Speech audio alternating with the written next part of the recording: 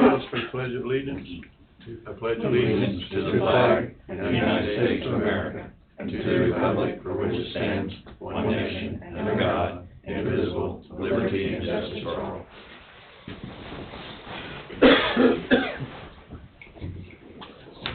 Ron, this got you right at 9 o'clock, so I'll just go ahead and take care of you and then we'll go through our...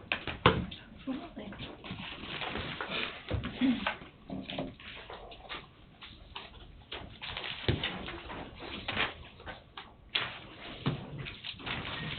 More John, more John. Thank you, Yeah. This is a good one. It is, isn't it? You don't see it in person if you want to see what it really looks like. 261 Reaper Place in Leroy. So you might know as Easterville, down there on the water and everything. Roy Jones has asked if I would come before and see about getting some help for them. They kind of inherited this place. They still have their place down there, and then they inherited this after Rick Sluter had passed away, and so they are trying to clean it up. I told them we usually just waive landfill fees. They'd asked if there was any county help that they could get, but I said we normally just do the waiving of landfill fees, and they said they had a small trailer they could take it back and forth if they had to, but so I guess I'm asking if you guys would like to waive landfill fees. Definitely looks like a tetanus shot. It definitely needs to be cleaned up. It's your area, Don? Yeah. I mean, I've been by there and I know what it looks like. Those pictures they're true pictures. They're asking for fees outside the landfill Well, fees. they did mention, they wondered I'm if... having a little trouble hearing you, so. They did mention they would like to have some help if they could as a hardship. They did inherit this property, like I said, from Rick Sluter and stuff. We have a copy of his wishes in here and everything that was there. I don't know much about that part, and everything, so I think they got an estimate to be about $1,200 to take it down, is what I'm understanding from one of the contractors. But then they said they could haul some of it off, but I don't know. I have no problem with the landfill fees, but if you inherit something, you need to take a little responsibility for if you're going to accept the inheritance. So, I mean, we do landfill fees, and it's... How many acres? I'm sorry, how many acres is it? Probably not over 75 acre-foot square. Oh, it's just less than a lot. Just a little lot, just sitting right on the bank of the river. Yeah, at 2.3 acres is what it's saying. Yeah, there'd be no acreage to it. It'd be a real small area. Wonder, does that have a water meter on it? I'm sorry? The water meter, I wonder, there? You know, If that was well they live, I think, right east of it. Right west of it, there's 2 fifth wheel trailers now. So real water's not there. So I assume that they probably got some way of pumping it out of the river. It's called Easterville because people that used to own that lived there with their names were Easter, and most of them have unfortunately passed, and those that are alive are in California. So They went to what? it needs to be cleaned up. But like Bob said, I'm not sure how much, if we want to go any further out than just waiving the landfill fees, but it absolutely needs to be cleaned up. Quite a few years ago, we were spending a lot of taxpayers' money cleaning up property for people. Remember, and we decided that we would waive landfill fees for basically anyone. I don't want to make a change for that. I don't want to go, because if you do it once, then we're right back for everybody again. So I think the landfill fees is sufficient. And we made exceptions when there was a fire and those type of things, which I'm okay for, but this is not a fire, it's property. They can take their time and clean it up.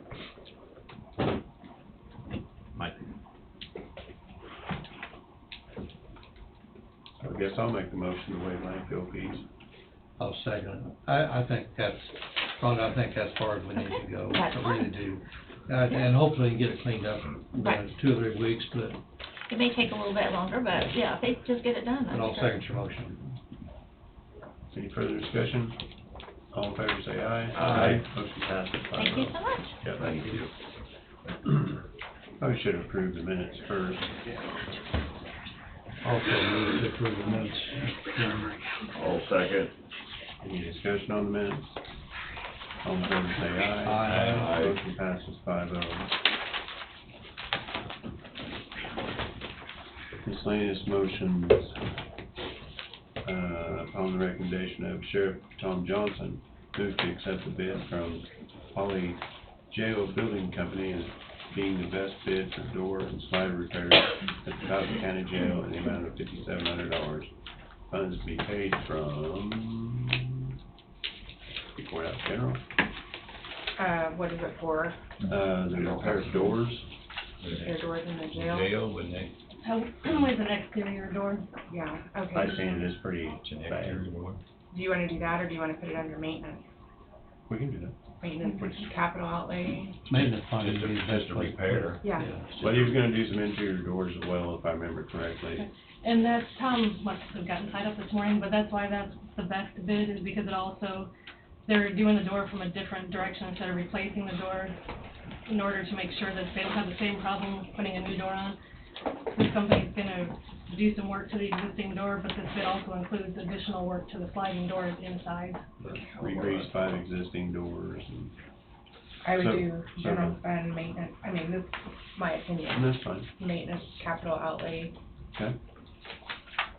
Funds come from general, Also move. okay? All second. Any further discussion? All in favor, say aye. Aye. Motion passes 5-0. Like I said, there's several things in that estimate that he was planning on doing, so, and again, I witnessed the one door that needs replaced, and it needs replaced.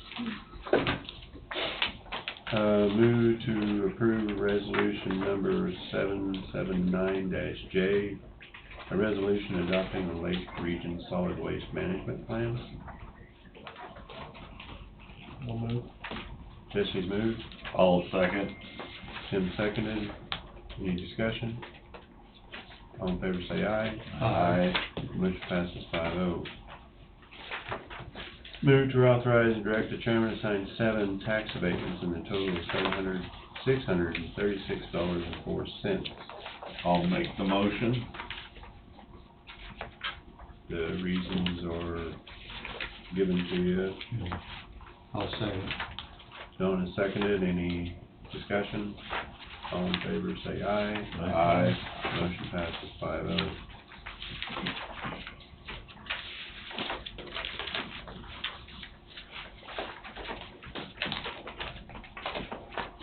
District 3, move to reappoint Peter Augrey as member of Coffee County Hospital Board to a 3-year term effective January 1st, 2022, and ending December 31st, 2024.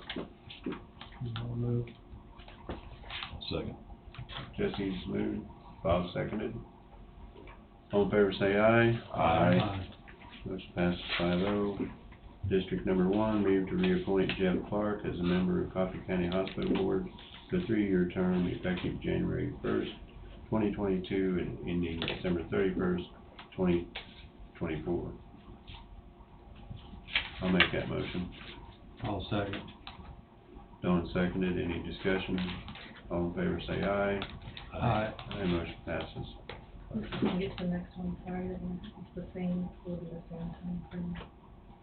I just Yeah. didn't There's a work typo. out. Yeah. Okay, we'll just change that next one to 2024 there.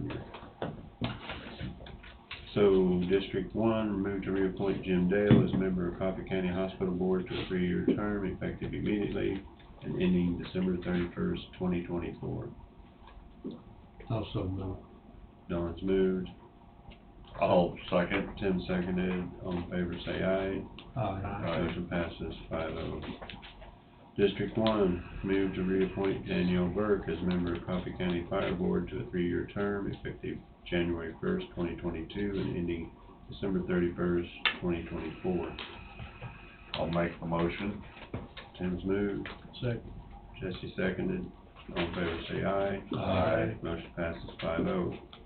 Move to reappoint Bobby Skipper as a member of Coffee County Tourism and Visitors Board to a 2-year term effective January 1st, 2022, ending December 31st, 2023. I'll make the motion. Tim's moved, Second. Jesse seconded. All in favor say aye. Aye. Motion passes 5-0. Move to reappoint Melissa Daly as a member of Coffee County Tourism and Visitors Board to a 2-year term effective January 1st, 2022 and ending December 31st, 2023. Bob's moved. I'll say they change that to 24. Is it? Or 2 both of years. them? Well, that'd be 2 years. 2 years. That's 2 years, Yeah. I'm sorry. It's the end of the year. I'll second. Jesse seconded. All in favor say aye. Aye. Motion passes 5-0.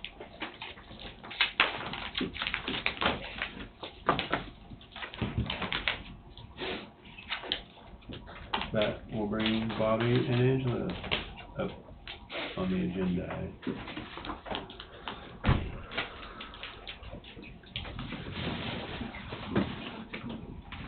Wade wished to be with us via phone, so I'm gonna Okay. give him a call. We ran downstairs. Well, we walked downstairs. We ran upstairs. Oh, you went down to the basement? Yeah. Angela, Morning. question. I just What? started with, What I usually ask. Not today. Angela and Bobby, just like going to the buzz. Thank you. You bet. I can, yes.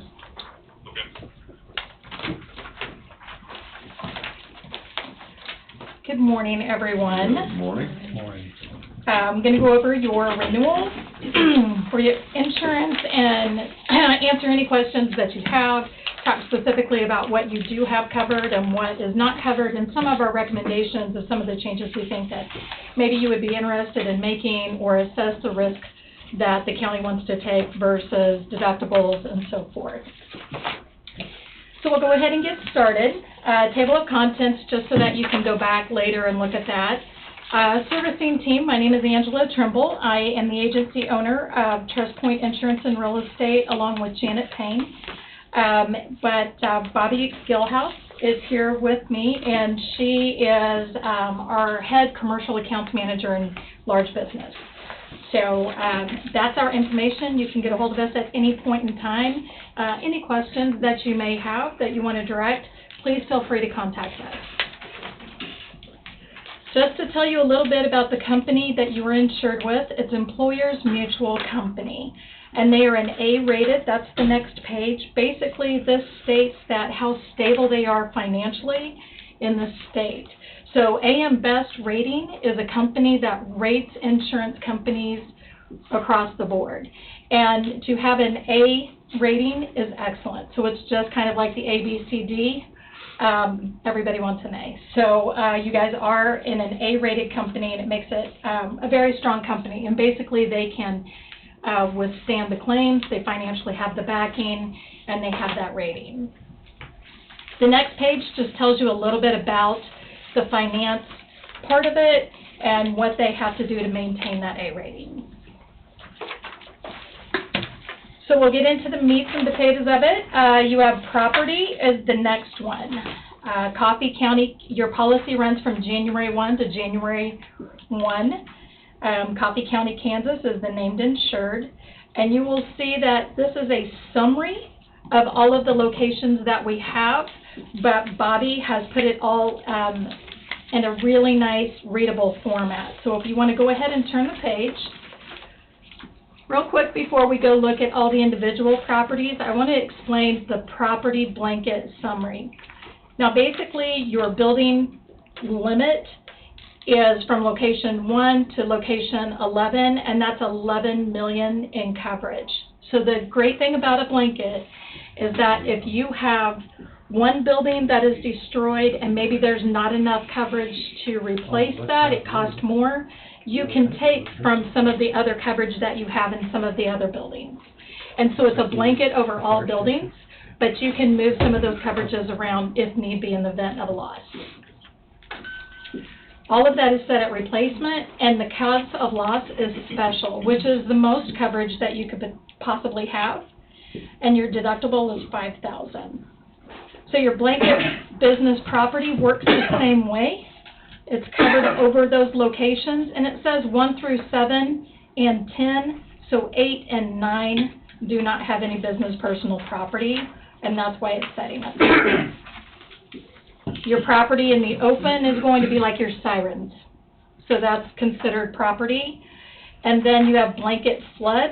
You have flood insurance coverage of $1 million on locations 1 through 4 and 8 through 11, and then you have a blanket earthquake as well, and that's 1 through 11, so you do have earthquake coverage.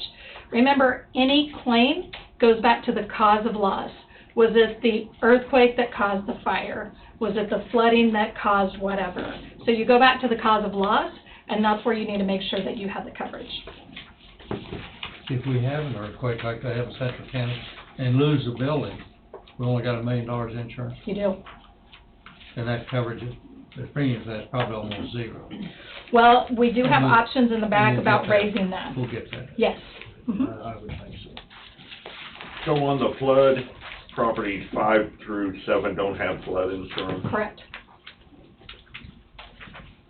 And a lot of that, those 5 through 7 is, 1, based on their location within the floodplain, and 2, some are just the Sirens, that don't really have you A can need only cover for a flood siren insurance. that's, you know, so far Right. in the air. And those are locations that won't be flooded. And they're- At least and they're for the- considered At least for property. the river. Right.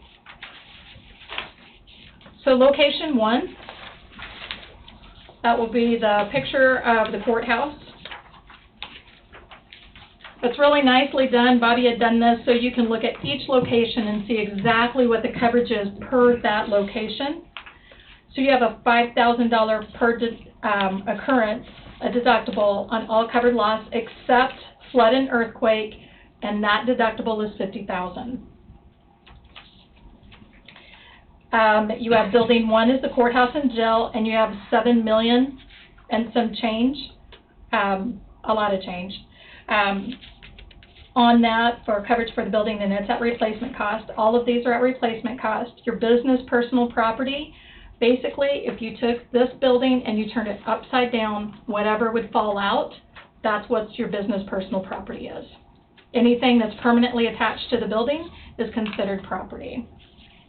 Now, they did split out the computer equipment, so that's in addition to the $838,200.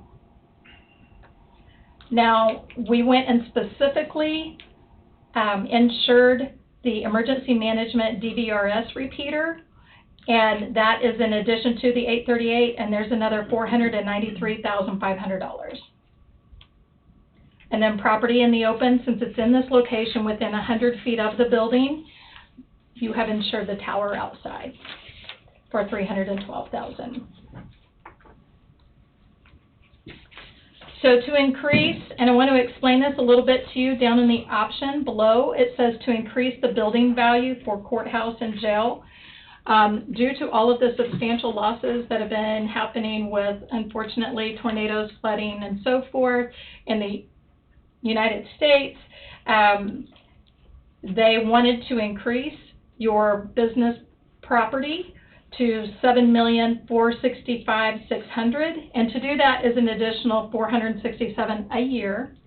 But we had gone to management and they agreed to keep it at the $7 million. But because since you have the blanket, you can share from the other buildings. But I'm telling you, probably next year they're going to increase that. That is an option, and I have it in the very back if you want to increase it. The next page is locations 2 and 3 at 821 and 815 West Potomac. It's the Sheriff's Storage and Annex. Again, you have $5,000 per occurrence deductible, and your flood and earthquake is $50,000 deductible. And you see the coverages. So for building 1, the Sheriff's Storage, you have $171,054, and for the business property, you have $40,400. Then moving down to location 3, building 1, you have the annex building at $439,450, business property $35,000, Then we specifically went and listed computer equipment at $25,000, and then property of others. So if a vehicle was towed there and say, some kind of drug raid or some kind of situation, it had to be moved there, we have coverage for content, or property of others. The next page is location 4 at 1510 South 6th Street, and that's Road and Bridge, the truck storage, and the salt barn. So anything that stands on its own is considered its own personal property. So we have the office and shop at $930,200, business property at $62,950, and property and open, the radio tower, as you can see there in the picture, is $6,900. Then we have truck storage, building 2, your business property, the truck storage building at $475,100, your business property at $200,900. Then the property in the open, the radio tower is $11,100. Property in the open of the 10,000-gallon underground storage tanks, $161,000. And then property in the open, the Broyles fuel system at $70,000. And then the salt barn at $36,000. Is the radio tower included on both buildings? I believe there's 2 radio towers, Two? correct? Yes, we were under the impression when we reviewed this several years ago, there are 2 towers at that location, which is why there's 2 separate limits. If that's incorrect, we can of course revise that. Okay, I wasn't aware there were 2. The only one in the picture, but that doesn't mean anything. I wasn't aware there were 2. Is there one on the south side? I don't know. Okay. We can double check that. I'll make a note. Almost looks like there's 2 there at one location, one's just half as tall as the other. One's flagpole. Yeah, one's flagpole. Yeah, yeah, it is, there's a flag on it. Wayne will be here after a while, we'll ask him. So a lot of these contents on business personal property, we've contacted the department heads per your suggestion, and we've contacted department heads and said, hey, this is what your limit's at, this is where you are, please let us know if you've had any changes, updates, or corrections.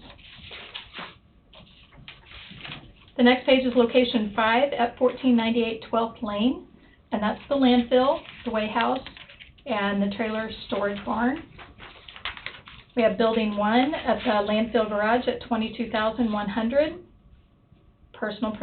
business property at $6,000, and then the weigh house at $110,000, business property, $36,500, and then the trailer storage barn, there's no business property in there, but we have the building at $86,605.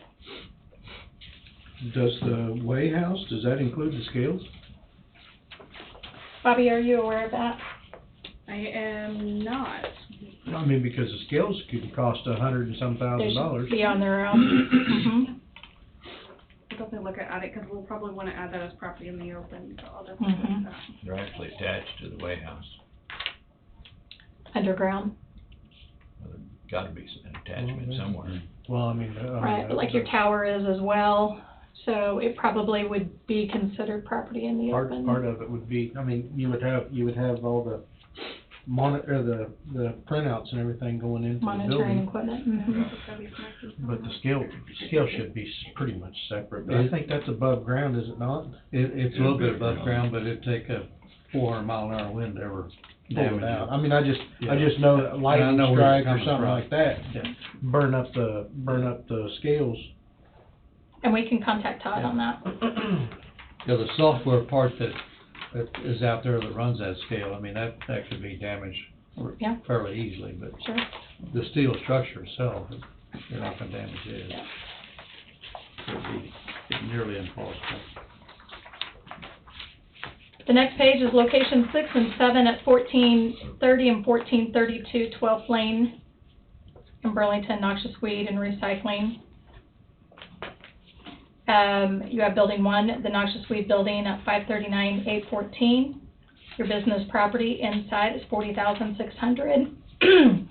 And your computer equipment in addition to your business property at $17,200.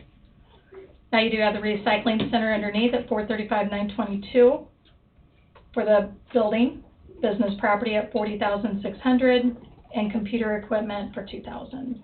And I wonder how much chemical it'd take to get to 40,600. Very little, not very much. Oh. Don't they have quite a little bit of chemical there? I ought to visit with Todd and see what his average cost of chemicals is out there. I mean, I would. It wouldn't take much to hit that. No, especially now. So you're saying you think it's low? Yeah, I think the business property inside that building, number one is, yes, Okay. substantially. I mean, it could be at times. I mean, he gets a big shipment of chemical in that costs, Couple $100,000. yeah, a couple $100,000. Yeah, you want it at I the mean, Angie most. would You know can what, carry out $1,000 worth of chemical. in two hands. I don't know whether his inventory would ever be over 100 or not, because he gets it in, every month, every 6 weeks, unless there's a short supply that he wants to get it in. Make sure he's got a supply, like there is in Roundup products right now, and you can't even find Roundup products. Well, most And people it's give 3 you, times higher than it was. yeah, most people give you breaks if you order it by the end of the year or something like that too. So, I mean, there could be points, there could be times that he could have $100,000 in there easily, Easily. I would think. Probably needs to visit with Todd to see. Okay, we will contact him if you guys want us to do that. We'll just go ahead and give him a contact from the meeting today. And I will tell you, business property to increase it is minimal, Yes. It's very small.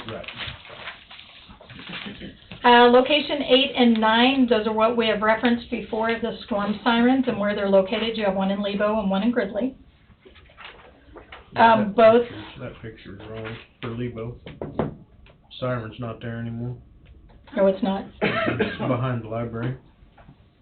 Dang Google Earth. Hasn't been there for a long time.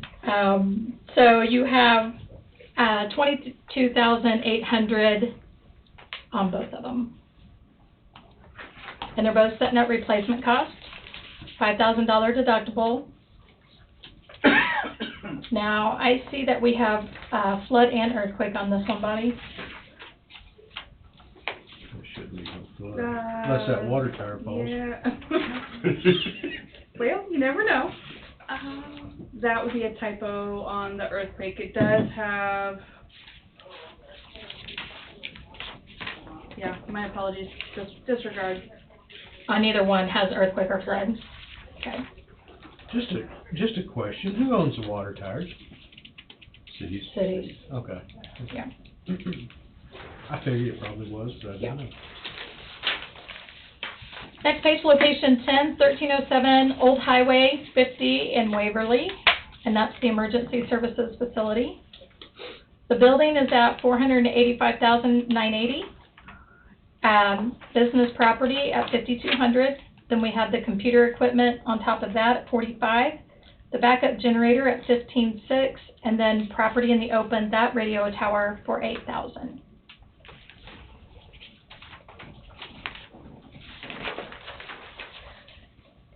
The next is location 11 at 404 East 9th Street in Leroy, and that's the DVRS repeater system, and that's insured for $29,600.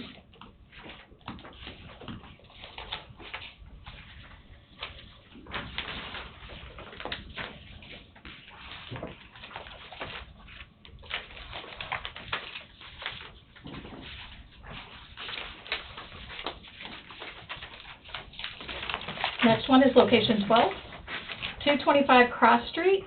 This is a new addition to the property, and the building is at $342,023. We don't have any, obviously, we don't have any business personal property on there yet, or business property. So when that gets, we'll go ahead and add that on. Okay.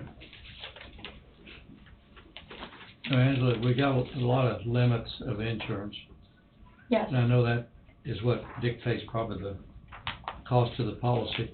correct. How much increase are there in all them? Is that a 5 or 10%? We haven't seen last year's numbers because everybody. Right, Is that a I have that in 5% the summary. It's about 10.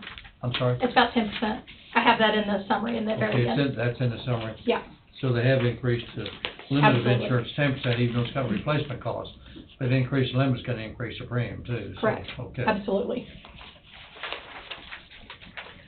For those of you back behind, on all of those properties, you have equipment breakdown, except on your radio towers. And this tells you a little bit about the types of coverage and the types of equipment that are covered as well, and kind of how that plays out. So that's just a little light reading for you. You know, when you have nothing else to do, you can flip it over on the back and it will tell you a little bit about like how a claim would go down. So mechanical breakdown, for instance, and then it has electronic circuitry impairment, how that would happen, and then like an electrical short. Now, Bobby, do we have mechanical breakdown on the Sirens? I would need to look into it, but it should be included. I'm sorry, that's what I thought it was included after I read through that, yes. Tom, would your guys' emergency system that we just approved last week, where it was not working, has not been working, your recorder? Was it due to damage of anything, like lightning or anything of that nature? Just wear and tear? Yeah, that would be covered.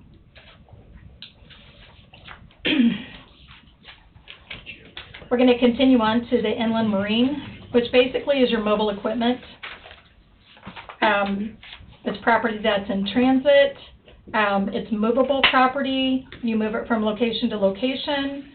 The scheduled equipment and coverage detail, we don't have that printed out just because it's such a long list, and we get that from each department head already. So every 3 years we go through and make sure that they have it at actual cash value, not at replacement cost. As I've told you before, it's a one-way street. You can only insure it for what it's worth, not in addition to. They're only going to give you what it's worth at that value. So it's an actual cash value policy. So how's that been going with all the inflation? So basically, we have to insure it for what we feel like it needs to be insured for. So that responsibility goes back to the department head. They write a number down, what they think it should be worth, and or what the replacement cost would be. Well, what they think it's worth. Correct. But then you guys got your own. Then you have your own people that do the analyzing of the piece of equipment to see if it's worth $10,000 more or $10,000 In the event of a claim, they will go through and say, I can get this road grader, or I can get this hustler mower at this, it's like kind, same amount of miles, whatever, for this. You have to have it insured for the actual cash value. So if it's worth more and you only had it insured for 8 and it was 10, you're only going to get 8. So with the cost of inflation, it's up to the department heads to say, hey, this piece of equipment is worth more. And vice versa, if you had it insured for 10 and it's only 8, goes the same way. Yeah. I'd much rather be a little overinsured than underinsured. Absolutely. So in a catastrophic loss, you have over $6.7 million insured. The deductible is $2,500, and then there's a $5,000 deductible applies if the equipment is valued over $140,000 individually. Lease and rented equipment coverage. Excuse me, per unit? Yes, if it's over $140,000 in value. However, at the time of a loss, if there are multiple pieces of equipment that are damaged, there's only one deductible. Right. Like if a tornado comes through and wipes out the... Yeah. However, a deductible can apply per policy, so if the property is damaged, that's a property deductible. If the equipment is damaged, that's equipment. Autos are damaged, that's auto. However, it's still a combined deductible per policy. So that'd be one. Right. Yes. Per each line, yes. Your leased and rented equipment, you know, a lot of times you'll see the rental companies on record. You'll see what we have rented or what you have rented down below and who it is. It's minimal coverage. A lot of times when you go and rent equipment from a company, they're going to want you to buy insurance. You don't have to do that. You just contact us, and I'm talking 10 cents. I mean, it's 10 cents on a dollar. It's pretty reasonable cost. So we can insure it a lot better, faster, quicker, and then you have EMC covering you on that. The coverage is still actual cash value of the equipment at the time of loss. Now, mobile property coverage system, this is GPS, voting terminals, mobile radios, any of that information that is mobile, and they are at their own expense. They have their own dollar value. You have scheduled that of $357,422, and the deductible is $2,500. Again, that's actual cash value at the time of loss. So every 3 years, we go to the department heads and we say, here's your list of equipment, and this is your list that you have. Please review those and let us know if it needs to be increased or lowered, or did you maybe forget to tell us about a piece of equipment that needs to be deleted, or so on and so forth. Angie's office is phenomenal about getting us all that information so we can get it documented and taken care of. And we watch the paper. The last one. You're bored if you watch the paper. Well, you know, if you guys are No buying offense, Mark. something or selling something. Then we have drone coverage, and that's for the sheriff's department, and we have a scheduled property limit on that, and then a deductible. Well, if we have more than one department with a drone, Then we need to schedule it. because of the There's probably 3 of road and them. bridge. This has is one, probably, Road and Bridge has one. If I remember correctly.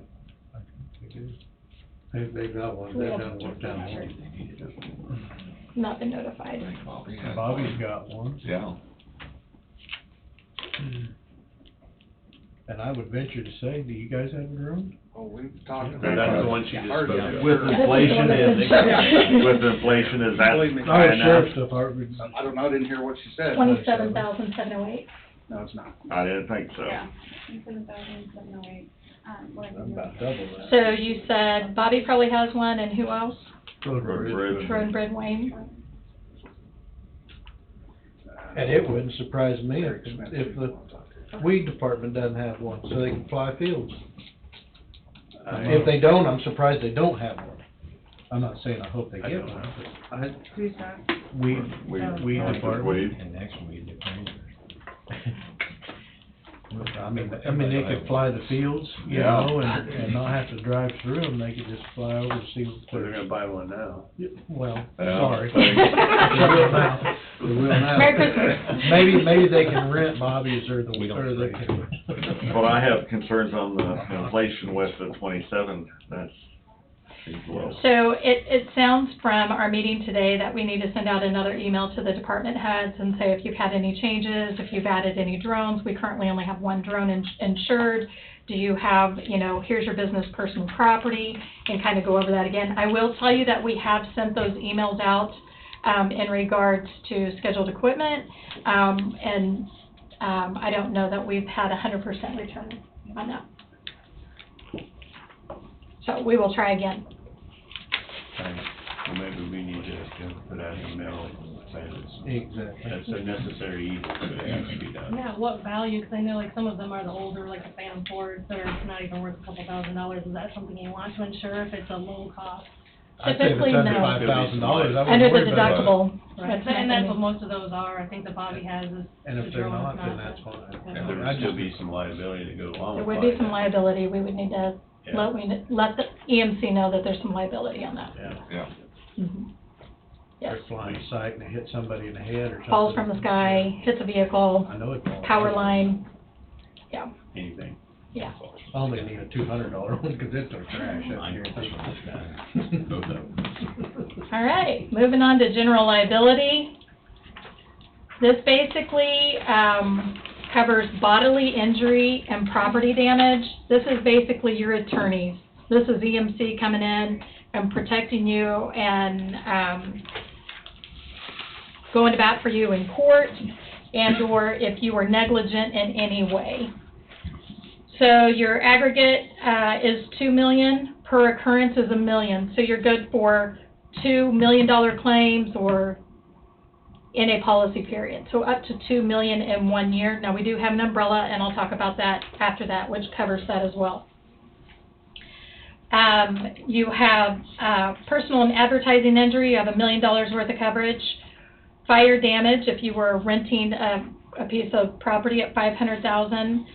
Medical expense, any one person is 10,000. Unmanned aircraft operation drone, you have a little bit of liability there at 100,000. And deductible for drone operations is 2,500. This is an audited line of business. EMC deals with Angie's office on this, and all of this information that is given to EMC to rate your policy comes from the records at Coffee County. So, for example, you have lakes and reservoirs, you have 1. Your highways and bridges, how many miles? Your medical office is based on your square feet. Pesticide applicator, it's a flat rate. Violent event is a flat rate. Employer's benefit liability, it goes by how many employees. Unmanned aircraft drone, right there they have 1. So we need to add there, that would give you that liability coverage that you're talking about. You have a warehouse, a vacant building, so many square feet, and then you have some vacant land. Back behind that is EMC allows attorney direct program, and this happens for employer's liability. If you have any HR questions, so down on the 3rd paragraph, you see where it says quick answers to tough questions. This comes with you calling them. You actually have an attorney on file, which is, if you turn the page, it's Louis Brisbos out of Wichita. They will actually answer any of those questions, help you with anything that there's necessary that needs to be done, even if it's putting in an employee handbook. Returning the injured employee to work, any of those questions, that's available. And I do believe you guys have utilized that in the past. The next page is employee benefits liability. And this is if you were at fault or negligent to allow an employee a benefit program. You didn't tell them about that. Say it's health insurance. You didn't get them added onto it. This is where the coverage is if you're negligent in not getting that employee covered. So each employee, you have $1 million worth of coverage. You're good for 2 $1 million policies, or you could have 2 $500,000 and another $750,000. Anyway, the total aggregate for one policy period is $2 million. Your deductible for each employee is $1 million. And this is what's really big, is the retroactive date. This coverage goes all the way back to 2008. Is $1 million. Or Deductible 1,000, not $1 million. I'm sorry, 1,000. Sorry, that's a big deductible. Yeah. Yeah. You're like, what? My bad, $1,000 deductible. The linebacker is basically coverage for you and employment practices. So this is for those of you that are doing duties on behalf of Coffee County. So this is if someone were to sue you as the board or name you in a suit, this is where that coverage comes from. So it's actual or alleged errors, misstatements, misleading statements, acts, omissions, negligence, breach of duty by the insured, and that's if you were to say, oh yeah, we'll go ahead and pave that road, and then somebody says, well, you know, somebody told me, or commission so-and-so told me that they would pave this road, kind of deal. That's where that coverage would lie.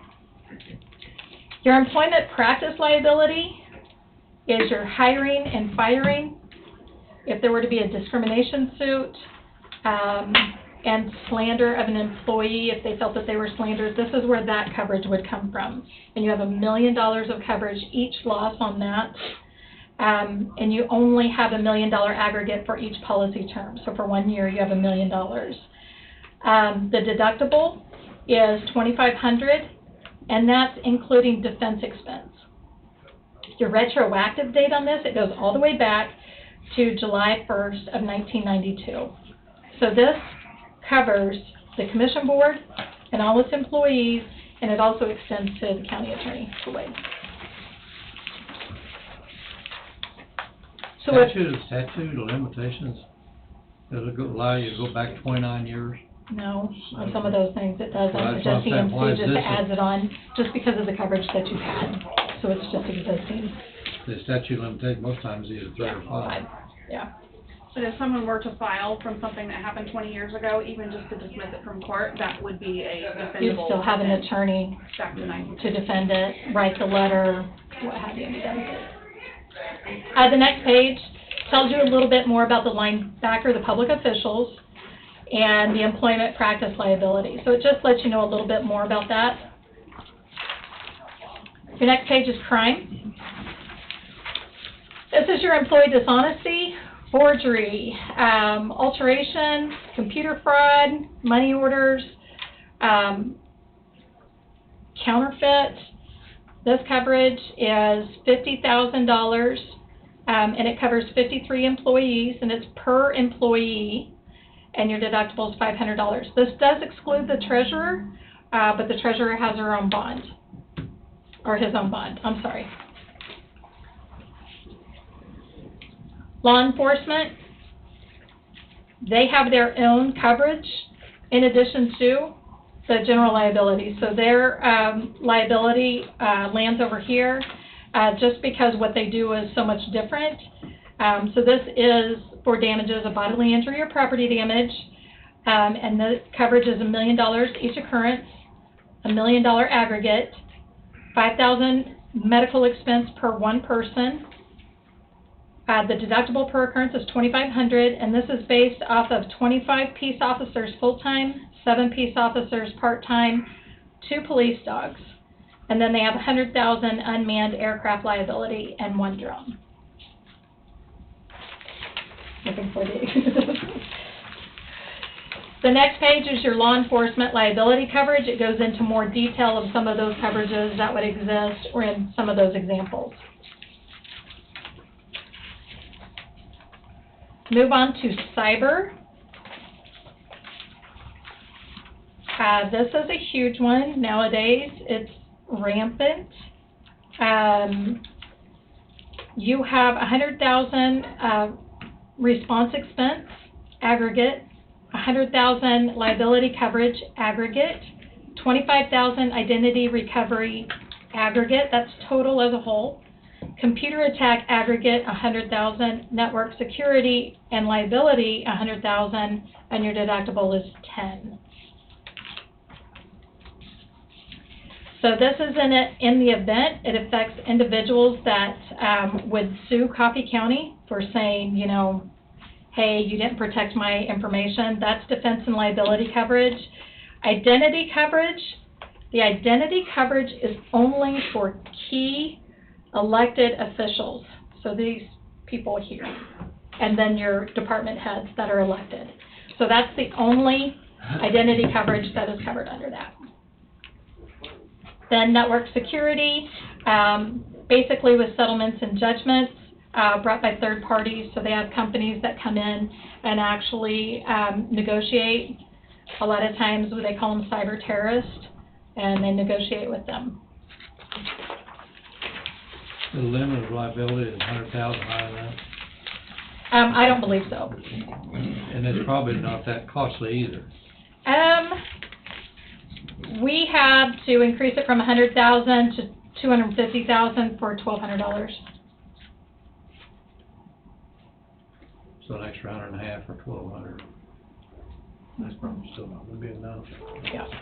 Pardon? That's probably still not going to be enough. No, but it'd be better than 100, isn't it?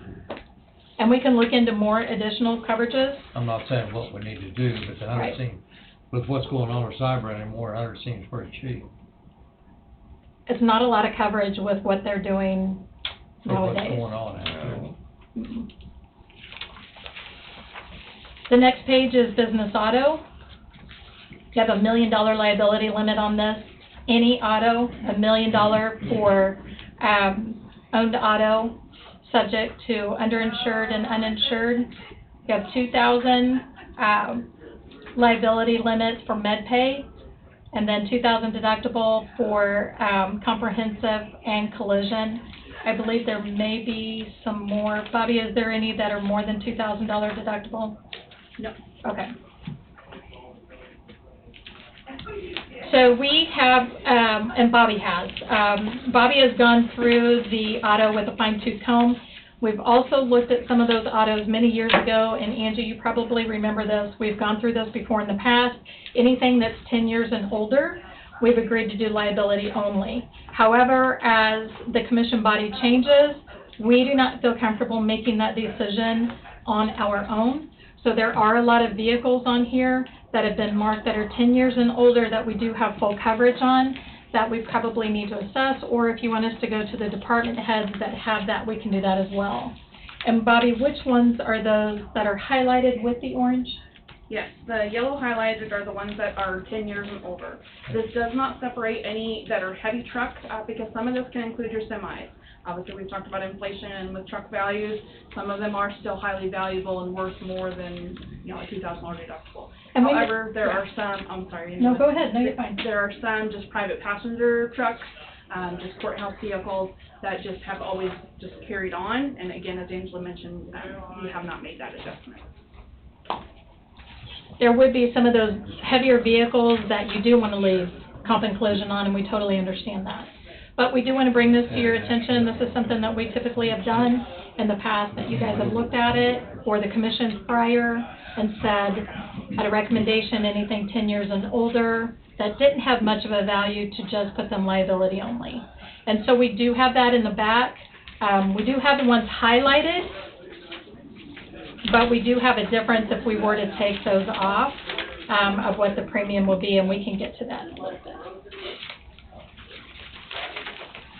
So as you can see, the trailers are included in this as well.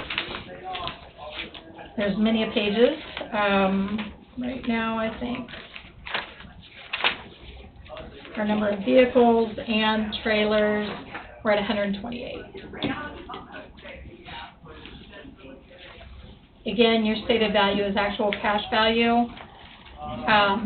If you would like, in that email that we're sending to department heads, we can talk to them about the 10-year and older vehicles, if they would be interested in going liability only, but we kind of wanted to bring it to your point and see what you guys felt, if you wanted us to do that. Wasn't T-87 the international that was broke down? The Navstar that went to Williams, and it was beyond repair? I don't remember the numbers, either 87 or 85. What number is that, Jesse? Vehicle number 70 in your side, but it's T-87 on ours. Okay, yeah.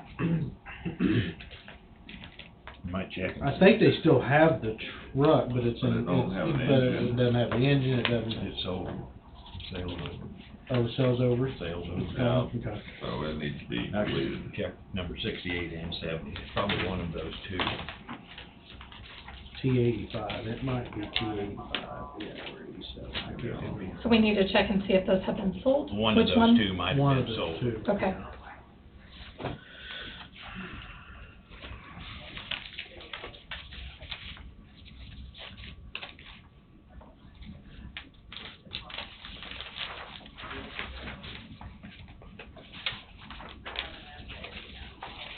Did you guys have a crash vehicle here not too long ago? That was totaled? Guy his drunk driver hit? Yeah, wasn't that it? What number was that, you remember?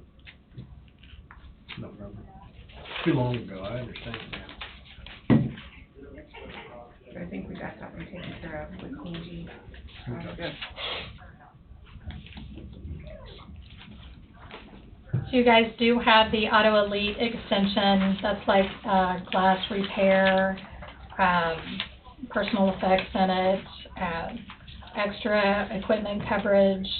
So there's just some of those extra coverages that are in there. Towing, $100 for a private passenger, $500 for other than a private passenger. So there are some extra coverages that EMC has in there for you.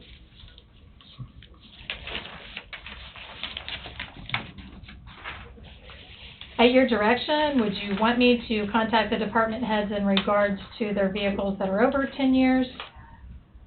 And just go from the direction of the department heads? I mean, if they're still in use, you gotta, I mean, some of your bigger equipment probably better keep. It's a $2,000 deductible, right? Right, 2000. yeah, I mean, I've been looking at trucks, it won't take much to You spend. can't do anything for $2,000. No, you can't, I mean, I think a person ought to raise the deductible up to 5. And we do have that option in the back, Jesse. You can't do any, I mean, that's what I have on my fleet, is $5,000. Well, you hit a bumper that has a camera in it, and I think state law in Kansas now, you have to completely replace the bumper no matter what. I mean, a deer hit on 18 wheeler's $10,000. yeah. Sorry.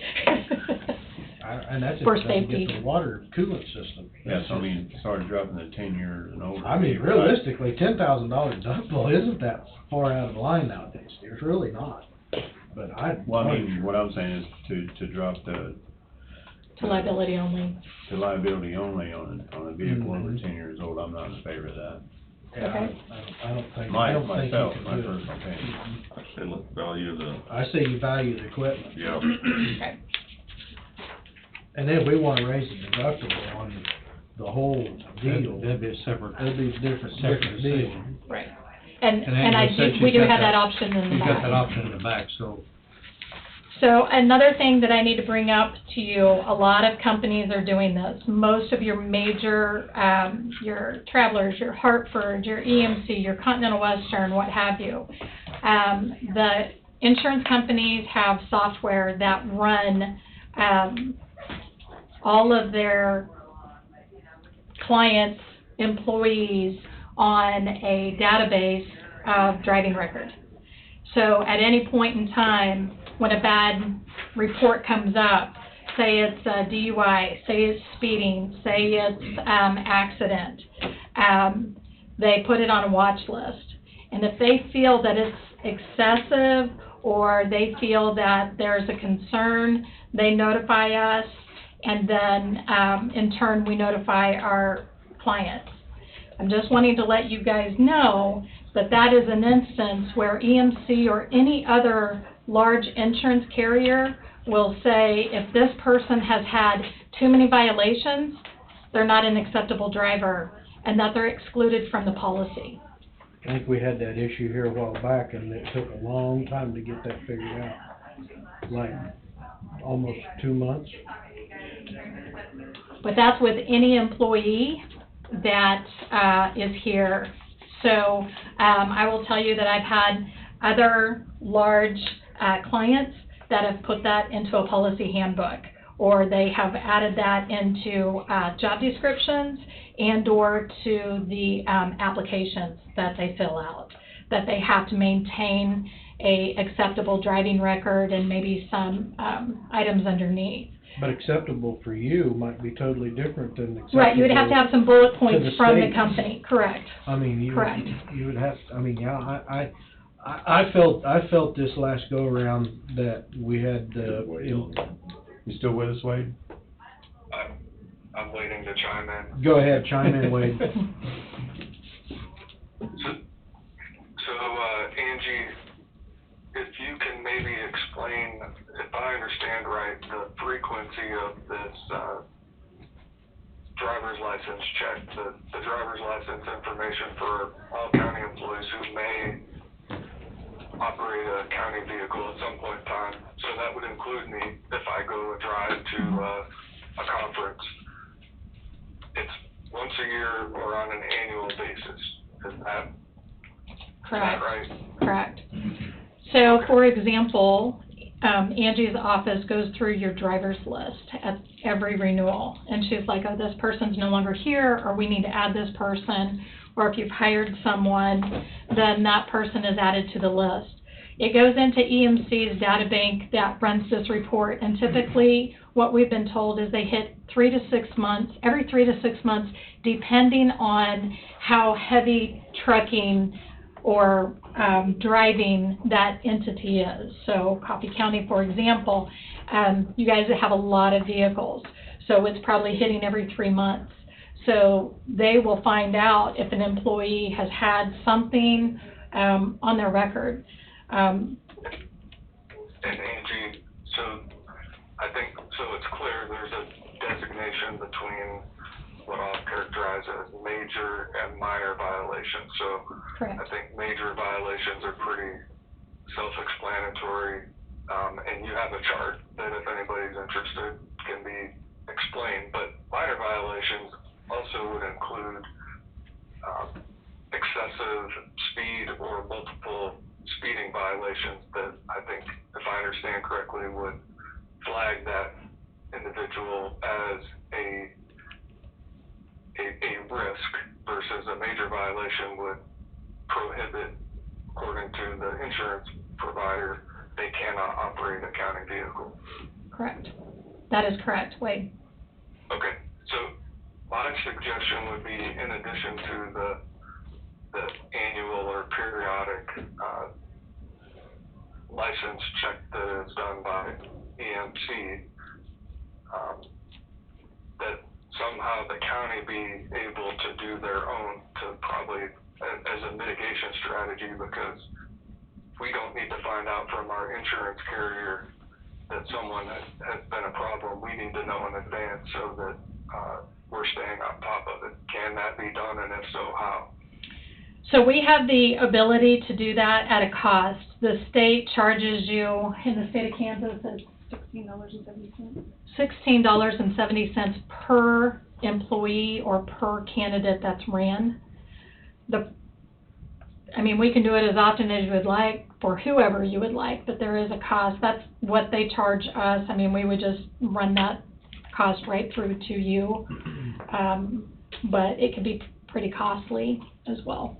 Can you pick and choose who you wanna run that on, or you get into discrimination? You do everybody. On it, yeah. I think unless you, Pick and choose. yeah, Yeah, that's unless you did it by department Yeah. or those that are more apt to drive. So you can't, no way you pick and choose. Yeah. Is there not anything in the handbook of reporting, moving violations to the employer? So if Joe Blow's driving even his personal vehicle that works for the county, and he gets caught a 80 and a 65, and he gets wrote a ticket, I believe there's something in there that they have to report that to the employer. So then Angie or whoever would know that this driver got a serious moving violation. So if they're already sitting on 2 and 3 years, if they get a third one, it's out. I think that's what it is. If they get a third one, it's out. I'm I don't know if that's in the I'm handbook. just going off the state CDL guidelines. That's all I'm going off. Right, But- right. But, if they I think they have to report a moving violation to the employer. I am not aware if that's in Coffee County's handbook. Yeah. Everything else is, but I don't know about that. I think this particular issue, so that it's more clear and so employees are aware of the implications to their personal driving habits, we need to maybe make it more clear in the policy manual. I think for CDL drivers, they have sort of their they have a higher standard because of what they do on the road and what the CDL license implications are. But those who drive their own personal vehicles and have driving issues, we need to make it something that's pretty, I'd say, crystal clear. So as we redevelop and consider revising different portions of the policy manual, this is definitely an issue that needs to be addressed. To me, it makes sense if you're gonna drive a county vehicle, that we ought to pull once a year your driving record. Well, that's an annual review. Is that a county vehicle or any county equipment? Well, County equipment too. So the second part of that, Angie, while we're talking about driving and driving county vehicles, and this was brought up in previously, but maybe now is a good time to do so again. When somebody is driving a county vehicle, and I'll use myself as an example, I'm going to training in Wichita. What is the insurance implication? I'm going to training, I'm going to take my spouse or a friend or someone else who's not a county employee and drive to that function. I know this has been brought up before, and maybe this is the time to kind of air it out so that everybody knows what the issue is. Be a rider policy, would it not? Are you driving a county vehicle or driving your own personal vehicle? A county vehicle. So, yeah, it would be under your auto, your commercial auto. But you have rider policy, you have the Well, you rider have- of a non-employee is covered? Well, you have med pay on them. And then typically in the state of Kansas, there's PIP, personal injury protection. So those people that have an auto policy, their own personal auto policy comes in and provides coverage as well after That is a the county. stinky, that's, State of Kansas. that's, Hey, Angela, maybe you remember quite a few years ago, we had an employee that was actually going to a conference in Louisiana. He was taking his wife with him, and she was going to be driving part of the time, so we talked to you, and you put some special, you did something extra so that she could drive that county vehicle. We had to have named her I think, as a I don't know driver. what we did, but it was something that we did for that specific reason. I would have to go back and look at that, Bob. Yeah. Right now, at the top of my head, I can't reference that. Did something so we were covered with that situation, Right. because that was kind of an unusual situation, that Right. person was even going somewhere. I'm gonna throw it out there, if it's not a county employee, they should not, unless they have the rider policy clearance from the insurance company, that they are not inside the county vehicle unless it's a distress situation. Right, because your work comp is gonna cover your county employee right away. Yep. And I think that's, Inside the vehicle? Inside, unless it's a distress situation. I think that's kind of what we That's why I covered wanted it brought It's up. ugly. at that time. If you take your wife, or you take your kid with you, you might be a divorced individual, and you've got your kid in the county vehicle, you're going to a seminar, or whatever, you're taking your daughter, your son with you, and you happen to get in an accident, the sky is the limit. So what about taking kids to school? Absolutely not. Okay. If it is not a county employee or a distress situation of another motorist, I say it doesn't happen. Let me give you another example that has happened, Okay? and maybe, I don't know if you remember it, but it really didn't happen. But we had an employee who actually lived east of here and was going to a conference the following morning at 8 o'clock, in, let's say, Ottawa. So that person left the vehicle here.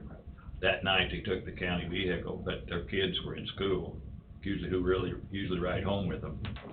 And those kids rode home with them that night in the county vehicle.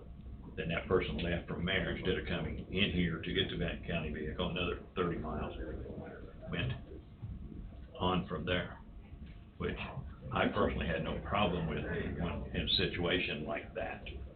But And that's what the tough part of it is, and I think that's what Jesse's referring to, is that I don't think, and initially, everybody's like, it's innocent, it's, you're just taking the kids to school, or you're driving it, it makes sense, I'm not driving 30 miles in and 30 miles out. But in the event of a claim, and the coverage, and the lawsuit that's potentially there, it's open, it's pretty open. Innocent's all fine and dandy until something happens. Exactly, Now, does a waiver of liability? not typically. okay, let me ask you one more question, and I've asked this, I've been around quite a few I know. of your, if Yes.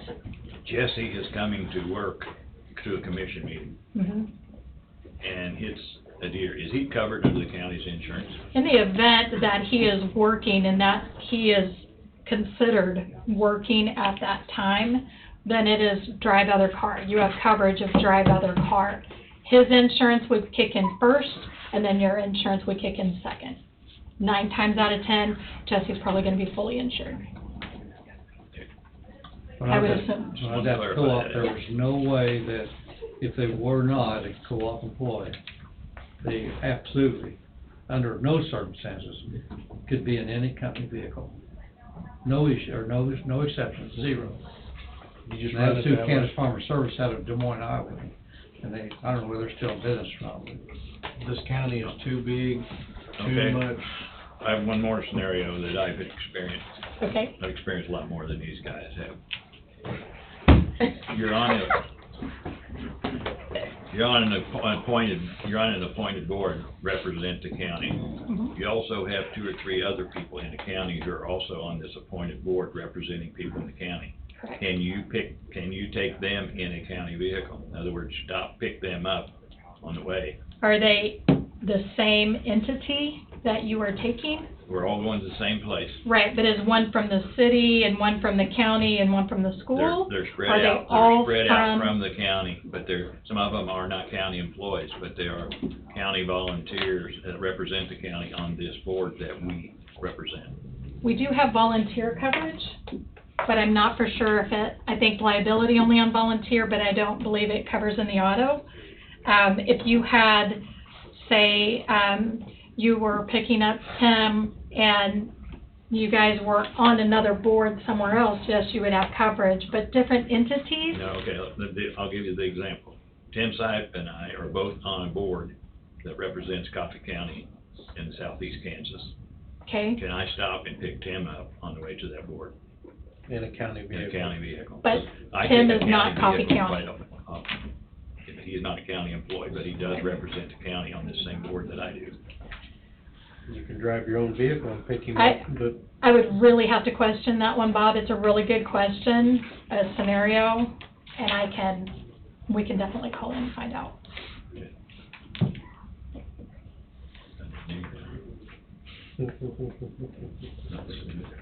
I won't get into it now, but But he is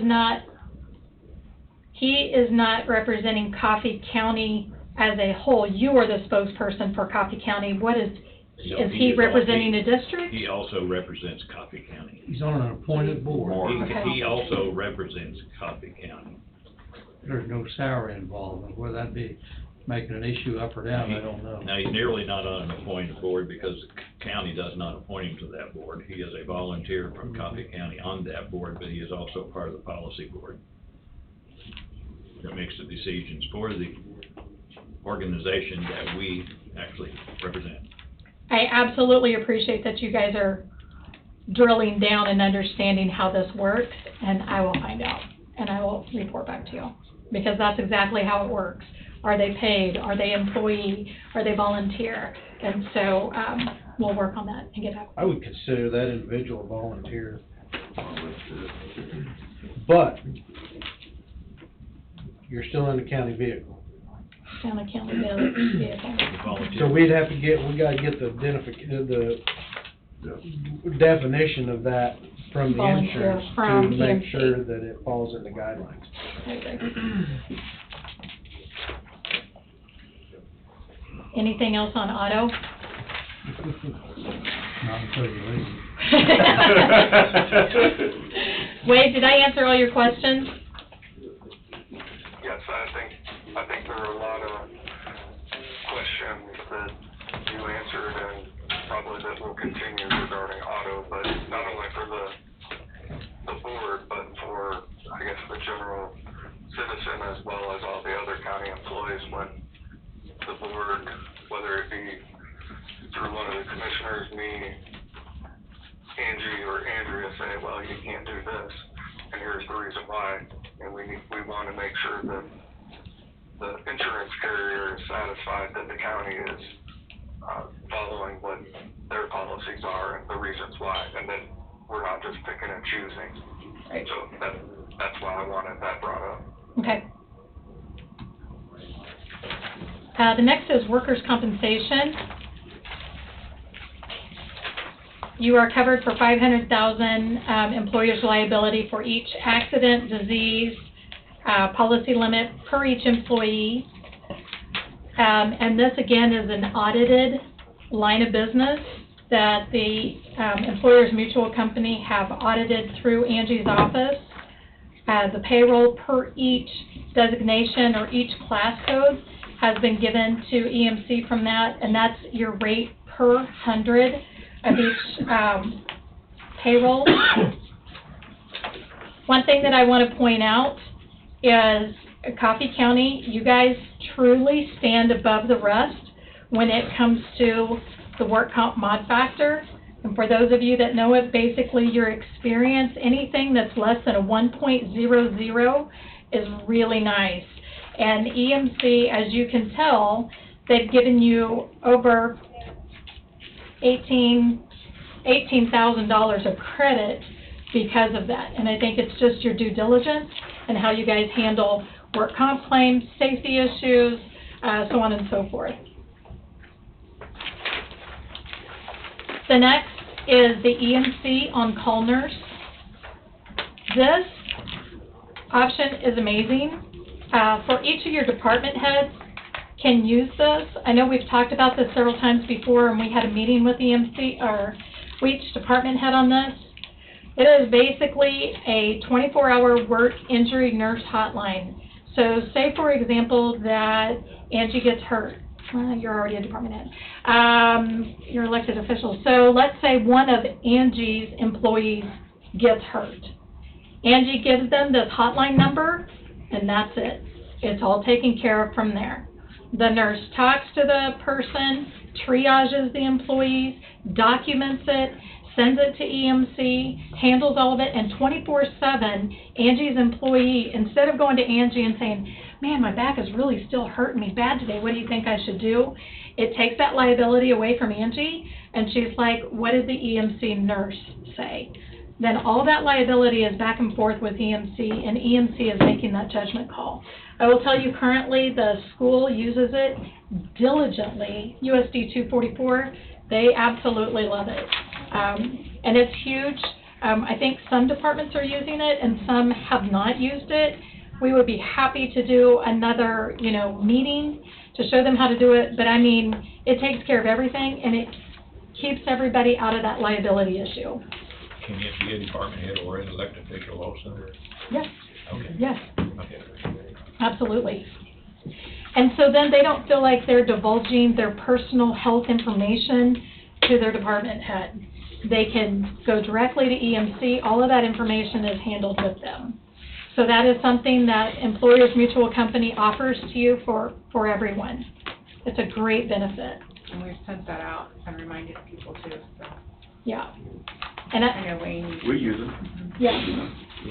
It's a huge benefit. You don't have to worry about it. You just send them straight to them and they have that conversation back and forth. All the reporting is done. Everything is handled. All of it. Next is your umbrella. Basically, that's what it is. It sets over the coverages that are down below on your, it gives you $1 million extra coverage on your auto liability, your general liability, your employer's liability, your public official liability, your law enforcement liability, your cyber and drone are excluded. So there's only $2 million worth of liability.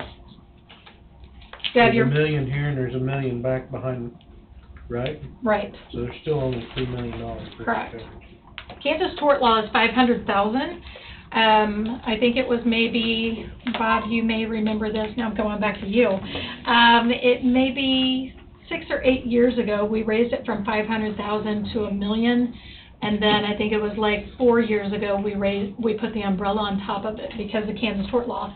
And the reason why we increased it is once you leave Kansas state line, your liability or the tort law is to whatever state that you're in. So we did raise it from $1 million and $2 million for liability. Umbrella for another $1 million on top of that. Mm-hmm. We're happy to quote more. If you want additional quotes, we're more than happy to do that for any line of business. The next is the premium summary. Tells you, Dawn, like you had asked, 2021 versus 2022. I figured the comparison in there. That's what I looked up a while ago. Did you already look? No, I understand. And I see the mod rate's still the same as it was a year ago. Yeah. 0.96. That normally changes a hair. Yeah. And the year before was 0.93. So Coffee County should be very, very proud of that mod. Oh, absolutely. Absolutely. Very That's proud. huge. And on the premium summary, Bobby has done it in extreme detail afterwards, but I just kind of want to run over some of these options that we have put below. For property, auto, work comp, and cyber. For property, we can increase earthquake coverage from $1 million to the $14 million. That's an extra $1,739. That's a year. These are yearly. Location 1, which is the building that we're in, we talked about that on raising that limit up, but we feel that you have coverage on the other buildings unless there was a complete tornado destruction and just completely wiped out Burlington. Your auto, this is something that, Jesse, you had brought up. To increase the deductible from $2,000 to $5,000, you would deduct almost $11,000 on your premium. How many claims For, for 2021? on, auto, Yeah. We do have that in the back. No, I'm sorry, that's from 16 to 2022. Well, yeah, that's fine. Just give me an average. so total for 2021, we have 18 claims for, across all lines of business. I do not have that We don't auto have the breakdown breakdown. number, I apologize. But we I don't have can, that. we can bring it back to you. If you wanna see the difference of what the deductible has paid versus what, we can definitely put that together and get it over to you. If you wanna see that. I feel we have the courthouse underinsured. Very much underinsured, especially looking at the jail project and so on and so forth. I'd say we're half underinsured. But do we want to do anything until we get the big jail? Well, I'm just saying the courthouse the way it is now. But I mean, what's the chances you're rolling the dice? But yeah, I'd like to see what. Absolutely. Because that's big. That's a big number. The 10,800. And the vehicle's over 10 years old. It's another 11. That's $21,000 difference. I mean, that gets us back down into last year's premiums. Your work comp, if you added $2,000 deductible on work comp, it would just give you a deduction of $2,000. So, I don't know that would be cost effective, but we do want to voice those options out there. That's the experience rating speaking now. Right. We did put this out to quote. We put the policy out to quote every single year. And this company is called Bitco. And to do the work comp through them, that would lower your premium $6,921, but it would take away that EMC on-call nurse. That's the work comp part.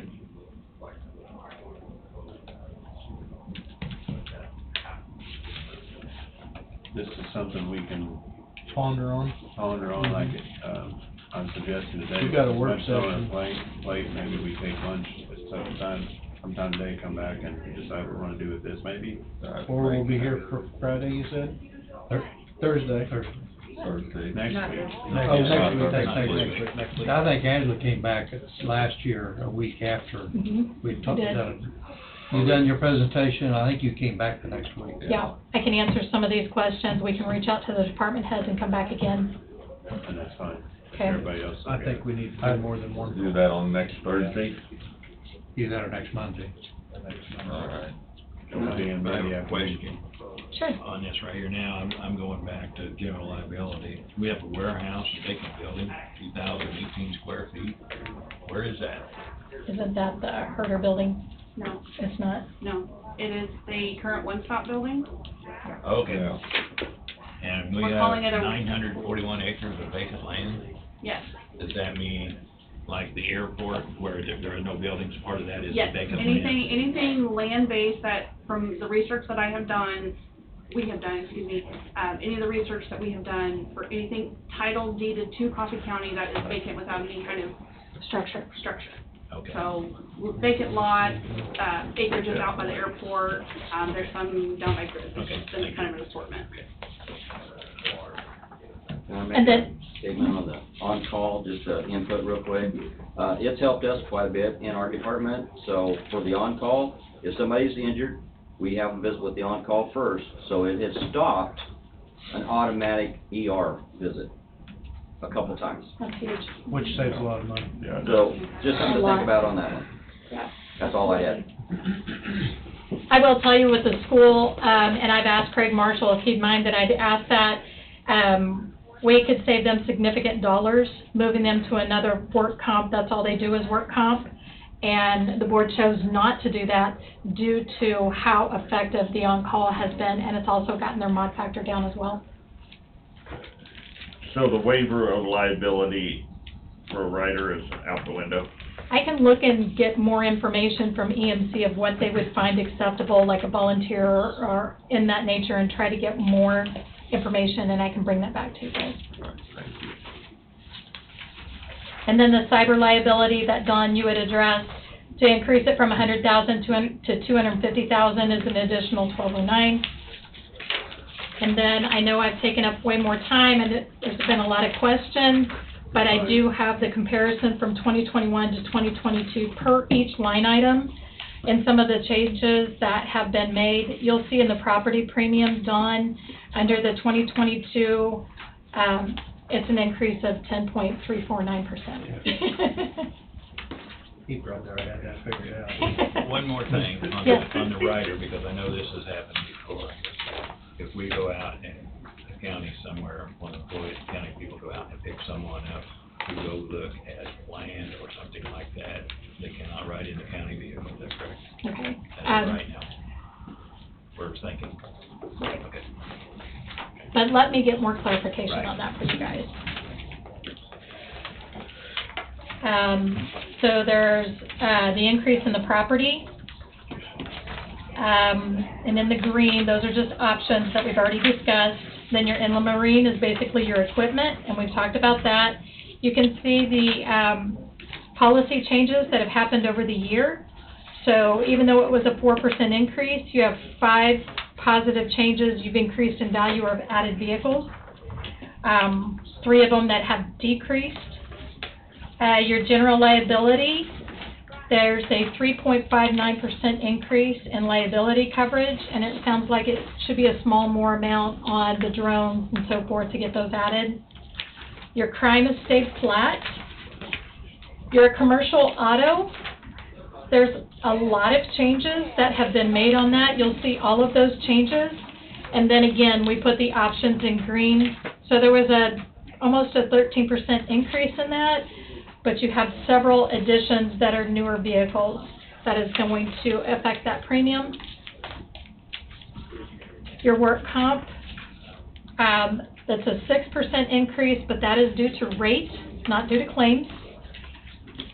And then you have the option of doing your $2,000 deductible, and then I talked to you about the Bitco insurance company if you wanted to move it to that. Then you have your linebacker, which basically your board and your employees, along with employment practices. That was a small rate increase of 10%.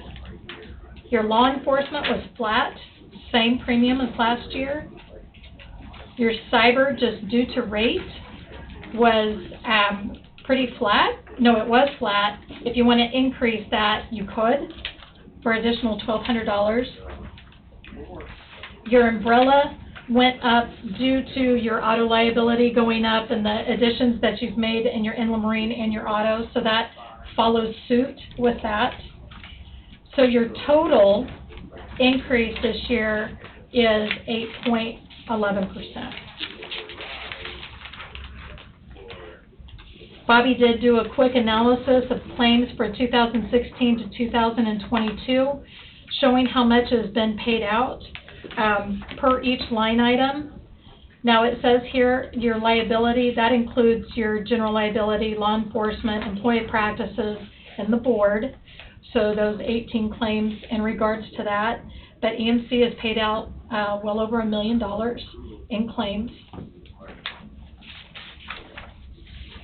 You flip the next page and it will show you, and it gives you just a small graph. You still have some open claims that go back, and a lot of times those are work comp claims.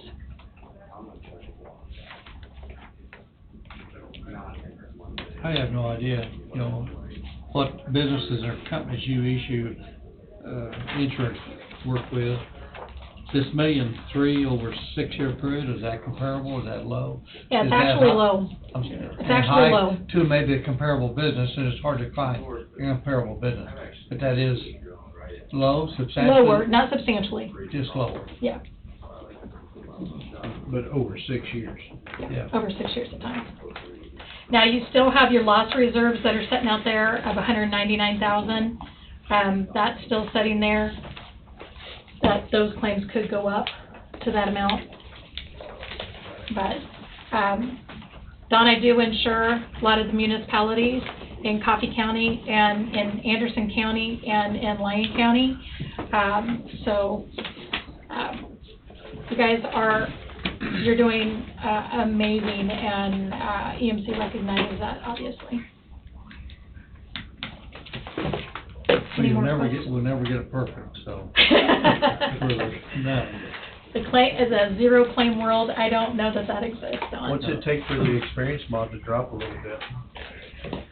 So, as you probably already know, Jesse, your work comp claims go back 3 years, not this year, but the prior 3 years. Right. So if you had a bad year and it falls off, it will. Brings it back. That's what I just Yeah. didn't, where I'm just Yes. coming in, I didn't know what the previous Yeah. three were like. Right. It's been Nothing has pretty been for level. years. That Yeah. mod rate's been 90.93, 96, 96, Right. so. That tells us it's pretty level. It was about, I would say, 15 years ago, it was like a 1.25. And it's almost impossible to bring that down. Well, I mean, It takes it takes a lot of time. Takes a lot of time. Yeah, it's based on the 3 years, and that, right now, currently, that doesn't include 2021.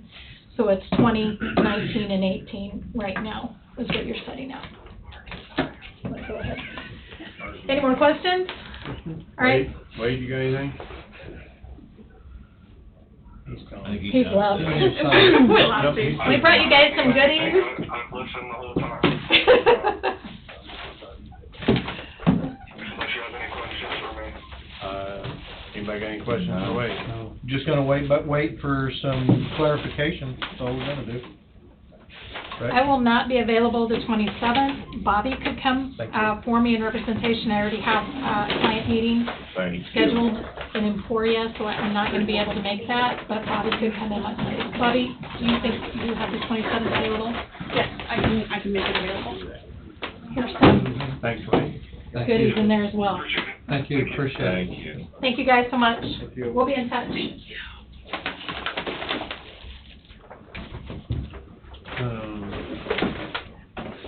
10-minute break. We're running a little bit behind. Sorry. Sorry. No, you're okay, you're fine, this is very important. We'll take a 10-minute break and then we're not to proceed. Not bad. Yeah. Bobby, we're correct, you got a drone, Wayne's got a drone, Yes. so we're missing 2 drones off our insurance policy, and they probably need to be added for liability purposes. Okay. Okay. Depending on the price of them. Well, we Well, this borrowed is it from the liability. Oh, sheriff's liability, office, so. yeah, liability. We borrowed it from the sheriff's office, so we'll make sure, we don't own it, we borrowed it from the sheriff's office. Oh, you don't own one? We don't, we borrowed it, so, yeah, I don't know how it's transferred. If they got it, if they have all the drones the sheriff's office has on inventory, then we're probably covered. So they only got one on inventory. We only have one on inventory. Okay. Then I'll check into it, we'll make sure we get it covered. Oh, yeah. Okay. Yeah. Are you wanting to take an actual lunch break so Tom can come back later, or since we're gonna be? We'll see how it rolls, but we may, yeah. I would say we probably will take an actual lunch break from noon each to 1 each. I mean, you're gonna come back after lunch. Yes, sir. We'll be back then. Thank you, sir. Yep. You have a good weekend? Busy. Jim? Right? Yep, that's right. Yeah. Excited to be back again. I'm gonna try to make this a habit over the next year. Holy smokes. That'll work. It looks like gift day. Yeah. Yeah, gift day. I actually think the downstairs gives you a lot more room. It does. It does, I would have to agree with that. Benefit of keeping it Yeah. in here, right? Well, you don't have the audience way back in the back, but where's the camera? I guess you use They're that? all up here, Oh, yeah, and the alright. microphones are all up here. Well, that's better. That part is better, but as far as the amount of space, that is not better, no. I do, yeah. Well, and you're right, your guest is right on top of you. You need to almost pull that back a little bit. Maybe we'll do that for you. Are we the next on the agenda? Yeah. Yes. Not be in your face this time. All right, go take a break, Tom. We'll be right back. I don't require a whole lot of a break. Just a couple of I may. elderly gentlemen. Never pass one up. No.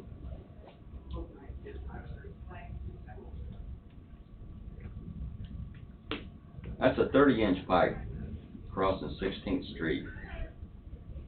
Is that what you recall? It's fairly large, yeah. Yeah, 30-inch. Yeah, it's, it wasn't small. Yeah, that would work. We, I have a lot of stuff today. It's gonna be a lot of it, more of a working session. Yeah. A lot of discussion. Well, we're gonna break it at noon. That's fine. Because Oh, it's pretty small. There's no sense in small. trying to. At 8 at the most. yeah. Trying to slam it all in and. So we would have had to get all kinds of. In my opinion. Do that. Yeah, I agree. Yeah, that makes sense. Huh? So we get hungry and For a while, I'm through the middle of the. nobody getting grouchy. I think that thing is. Yeah, I appreciate the reason why it's still small. Yeah, I is appreciate, because that's, it was done back in the day. yeah. I'll get you, I probably won't, Okay. hopefully not take any longer than that. And they just Get make. you up by noon. Sooner. All right. Sooner. We ain't even gonna be out by noon when we're done with Bobby probably. Oh, okay.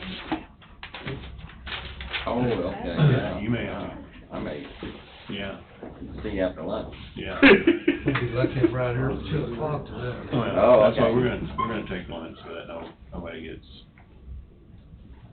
I gotta be out here before 15, nobody will lose interest or I gotta be in Garnett to ethanol meeting at 5. don't want anybody getting grouchy on me. When I'm hungry, I get grouchy. Tim from Woodson County called before I came up here, the superintendent for Woodson County. And so he was heading down there to Zurich on the county line. So, Is he gonna meet with the 3 farmers down there? 3 farmers that's involved in that. Is he gonna meet with them so that they can give him an idea on? he called the one that I gave him the number on, Louis. But somewhere or another, they did not get connected. So the call wasn't returned or something. So he didn't really have a scope, a feel for what the scope is. So I sent Brian down there this morning, so Ryan's gonna visit with him and see if they can kind of round up the landowners and have a clear understanding what the scope is. See, Ryan had already talked to, the Gluey's had already talked to Ryan.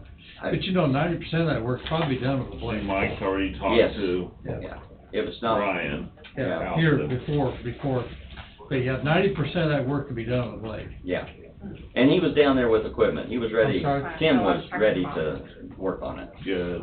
so just information there. Now, the creek they was talking about, wouldn't that basically be the landowner's responsibility? It's really a slough. Yeah. And Rick Gluey told me the only thing, his understanding is, whichever county did the work, do the road ditch only, and they would take care of that slough. Alright. Is what, Rat was talking to me about. Because they realize they've got some responsibilities there too.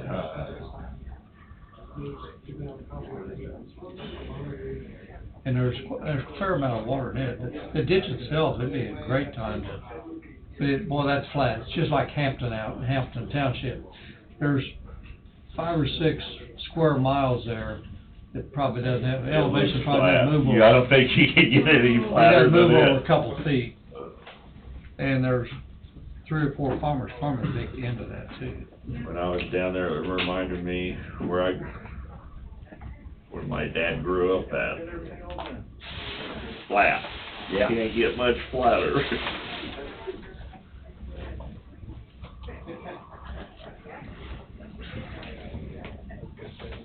See, that goes a mile and a half. That ditch itself that needs to be cleaned out it's a full mile and a half, because the road, a low maintenance road goes north there in that middle of that one section. Then you gotta go north about probably 300 yards, and then the water starts going west towards Spokey Ditch. Probably you know where Spokey Ditch is. Oh, yeah. But see, that's a mile. That's over a mile from Spokey Ditch. But that's all growed into grass as tall as this ceiling. Needs to be burnt out. There needs to be a lot, but to say, that'd be a farmer's responsibility there, going from there to the west. It only goes across 2 farmers, 2 landowners, all that goes across going west. Shouldn't be too hard to get those two to agree on that. It's really flat through there. Yeah. Spokey Ditch is deep enough to handle it if you just get it there. That's always an interesting story on that ditch, how that ditch was. Well, all done with a teams of meals and, I don't know, maybe horses and a June bug or whatever they call it, that moved dirt back 150 years ago. 125 years ago. Be nice to, there are pictures of some of it. Is that right? Yeah. That was an interesting story, and Mr. Glue was telling me about that. Well, they didn't actually write the time down, we left, but everybody's back, so I don't know if it's been 10 minutes or 8 minutes, but I think it's been about 7 or 8 minutes as long as everybody's comfortable, we'll proceed. Yes, sir. I'll try to be fast. I'm sorry. Be guys. precise. We don't worry about the people, we're here all day. Peanut gallery. All right.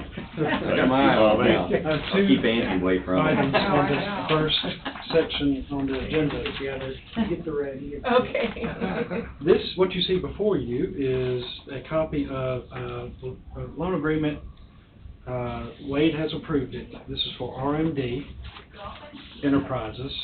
The owners of RMD are out of Waverly. They're Richard Koopman and Margie Heiberger. They have proposed to construct a project and put in two businesses in Waverly. And a correction from what I previously spoke about, it's actually 3 businesses on the property. There'll be a car wash, which is existing. That's not a new business. So a car wash, a salon, and a real estate agency. And they've asked for 2 things. One of them is a loan for improvements, which is what you see before you. The other one is to have landfill fees waived for the demo of that larger white older building that's on the property. And they are, oh, I'm sorry. This probably should say 107 Pearson, Waverly, Kansas, not 102 Pearson, Kansas. You left Waverly out. Okay, I can fix that. Sure can. Yeah, it does.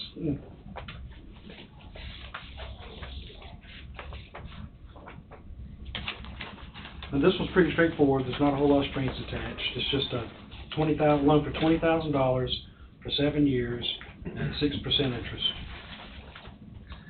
And yeah, this was pretty simple, straightforward.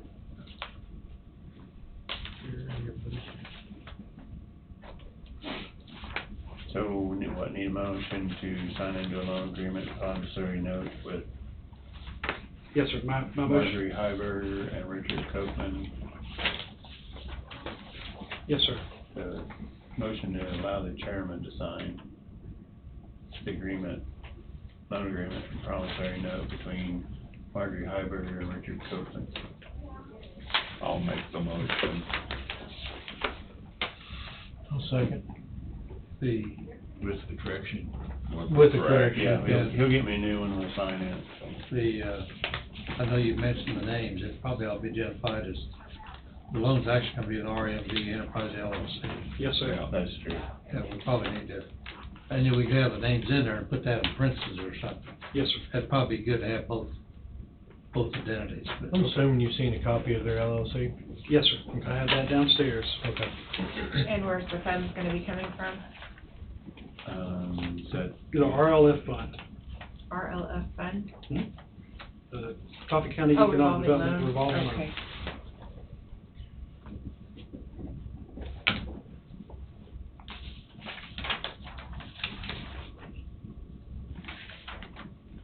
So, Tim moved, Jesse seconded, am I correct? Yes. Yes. Any further discussion? All in favor, say aye. Aye. Motion passes 5-0. You give me a new one. we'll- Yes, sir. we'll proceed. And we need to do the landfill separate.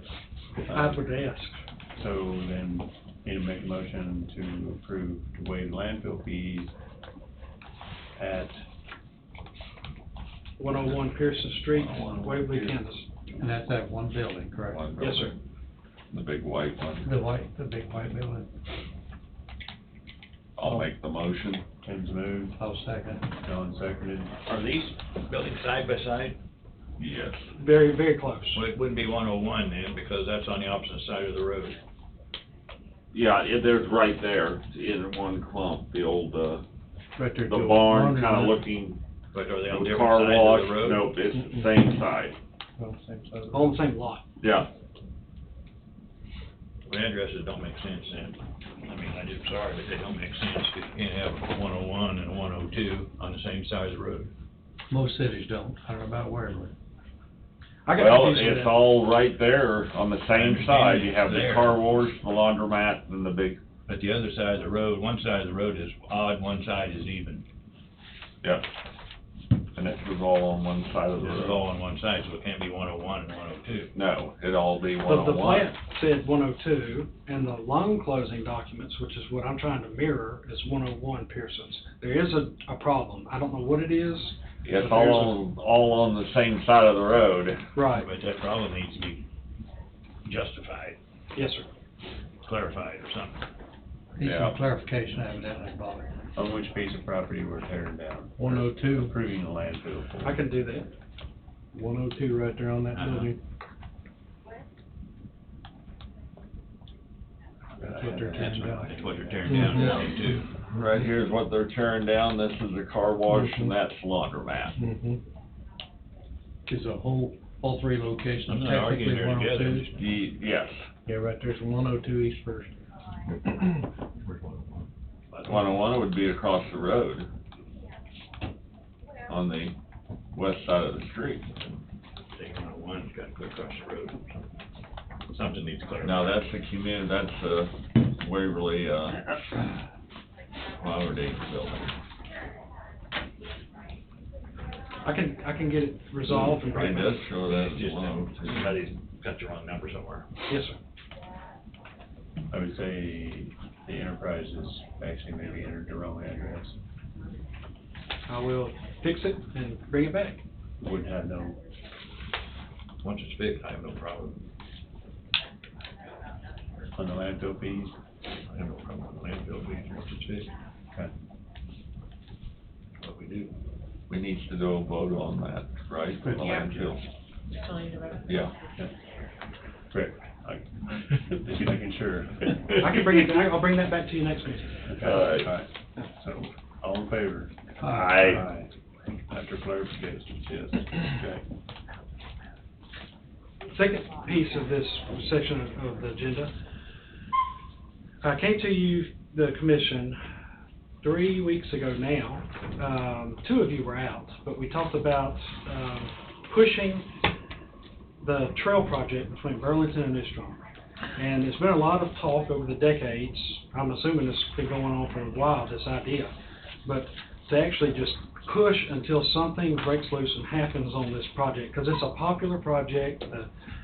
Citizens would get a lot of benefit from this. This would be an incredible recreational and entertainment venue for a significant portion of the county's population. And it's one that can be done, pending something unforeseen. But so in this overlap we have with the community development effort, instigated by our engineer and through a partnership with CFS engineers, they've come up with a community plan of a series of projects, and this is one of them that was identified in the community meetings they had. One thing that Wayne and I had a conversation this last week about how to take this portion of the project and actually move forward with it, as opposed to proceeding with the overall effort of all the total sum of projects in the community development plan. So I guess I'll just turn it over to Wayne. And I'll go. All right, I'll go. Well, good to see you again, Saban Yanez, Senior Vice President with CFS Engineers. I should first start by saying thank you for signing off on our contract. So that's purpose number one why we came. And also, Angie, I'm going to switch up. You get the blue box, Wayne gets the red, but I got some Christmas goodies for the commission and for you all to share with whoever you'd like. And wish you all a very Merry Christmas and a Happy New Year.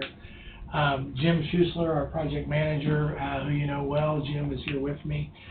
We're not going to speak long, just wanted to kind of give you a quick update, but when I did hear from Bobby and from Wayne last week, knowing that the connection trail between Burlington and Neutron came up numerous times in the community development plan that Jim worked on and led,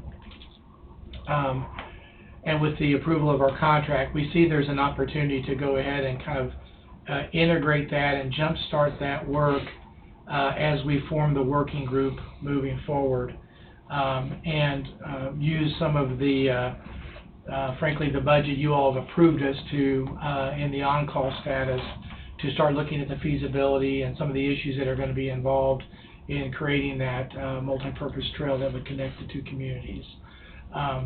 So we plan on moving ahead with that. Just wanted to kind of give you that sense of we feel like it's actually a good jump start to the working group effort. Jim's plan, our plan is still to utilize the working group over a 12-month period to look at identifying what I'll say are 5 top priority project areas that we focus in on. But as mentioned, this trail piece was one of them. So we think it's a good fit for a jump start to the effort. Just a little bit of other information that I think is of benefit to the process. I was able to sit in on a Zoom call with the Secretary of Transportation for Kansas last Friday, and she was giving an overview of the infrastructure bill from the federal government that'll be rolling down to all the states.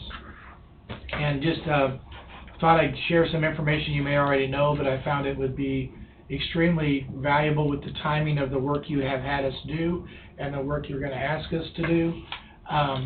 That KDOT, Kansas is looking to receive on top of their program that they've put in place at the state level and the federal funding they're receiving from their traditional transportation programs and from earlier COVID stimulus funds that came through.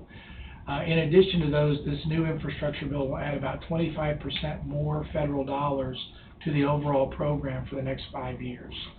And what that means for counties like Coffee County is the potential they're talking about statewide.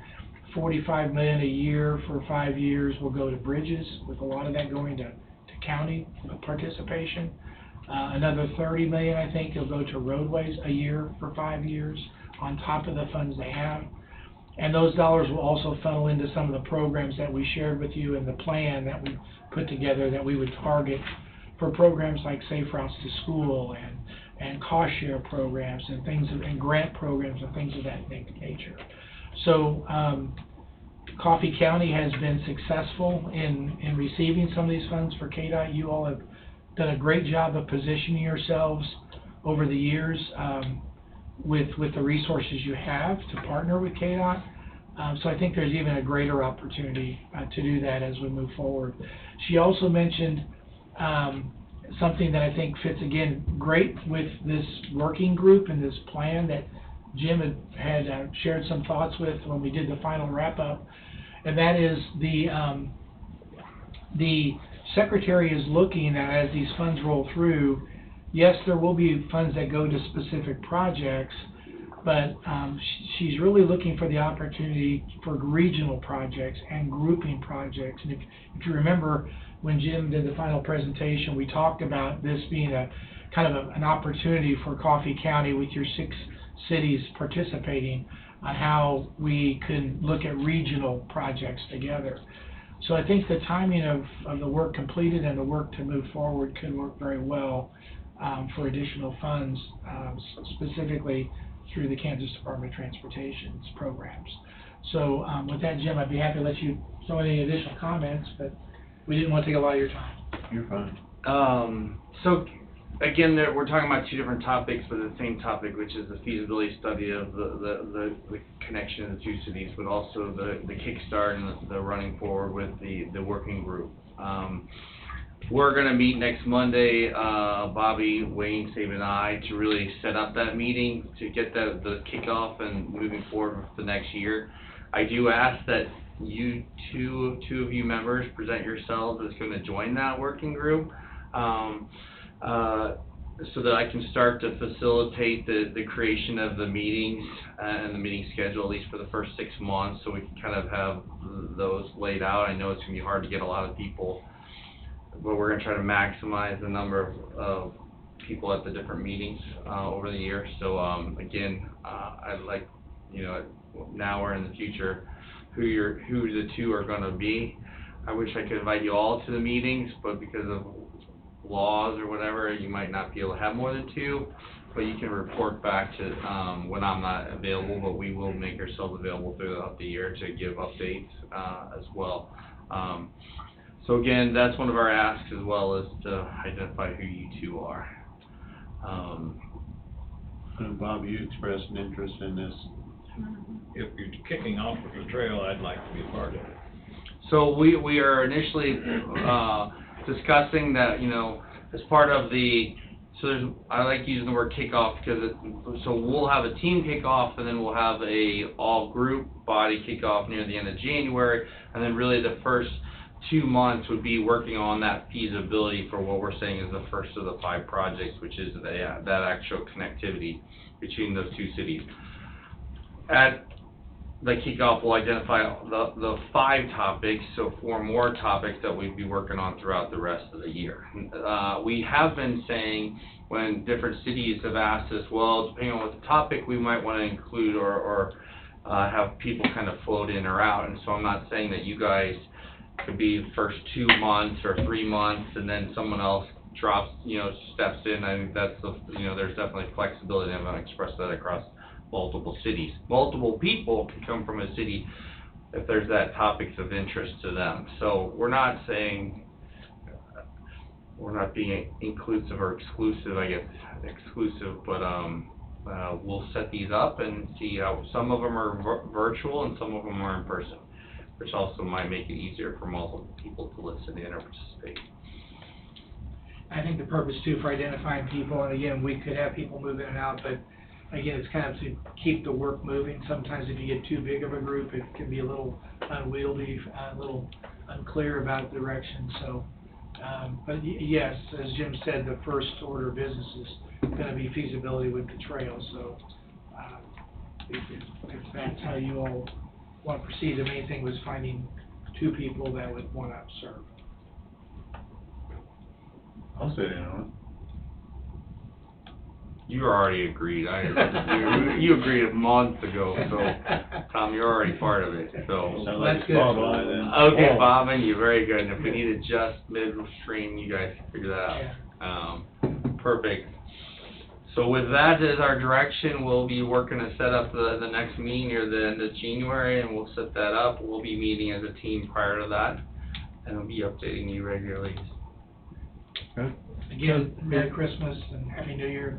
The best to you and your families. Hope everybody stays well, and Thank you. We'll see you in January, for sure. It sounds like, Jim, there's a huge amount of interest in this trail project here between New Strong and Burlington. What type of grant funds are available for something like that? You looking in the 90% range, 75% range, or is it too early to even make? I can jump in and say that, at least with the KDOT cost share, So the most expensive thing, I'll just jump to it, is gonna be a bridge over the Be river. the bridge, it'd be Right. low. So the KDOT cost share could be a program, and that would be a 90-10 program. 90-10? Mm-hmm. Now, again, typically, if locals can do a little more percentage, you tend to score a little bit better, but they are doing 90-10 for a lot of rural communities on these projects. So, I think, that's, again, I'm jumping to solution, but Yeah, clearly we gotta deal with the bridge issue. I'm not here. trying to pin you down, exactly, I'm just curious. No. Yeah, there's also funding that we've had with, as we mentioned in our other work, Jim's mentioned the Flint Hills Trails work, there's other departments within the state that we could look at, wildlife and environment, or health and environment, parks and tourism.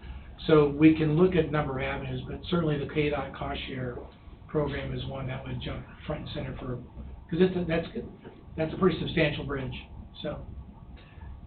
In the county, in the CIP, I wrote like 7 pages of different funding streams. As we've originally been talking about, we might start to key in on, once we've identified the 5 projects, these are the 3 that we want to go after for this, so that we can really try to spread our asks across different projects to try to minimize overlap, so we're not competing against ourselves in some regards, but ultimately have a strategy for creative financing on all of them.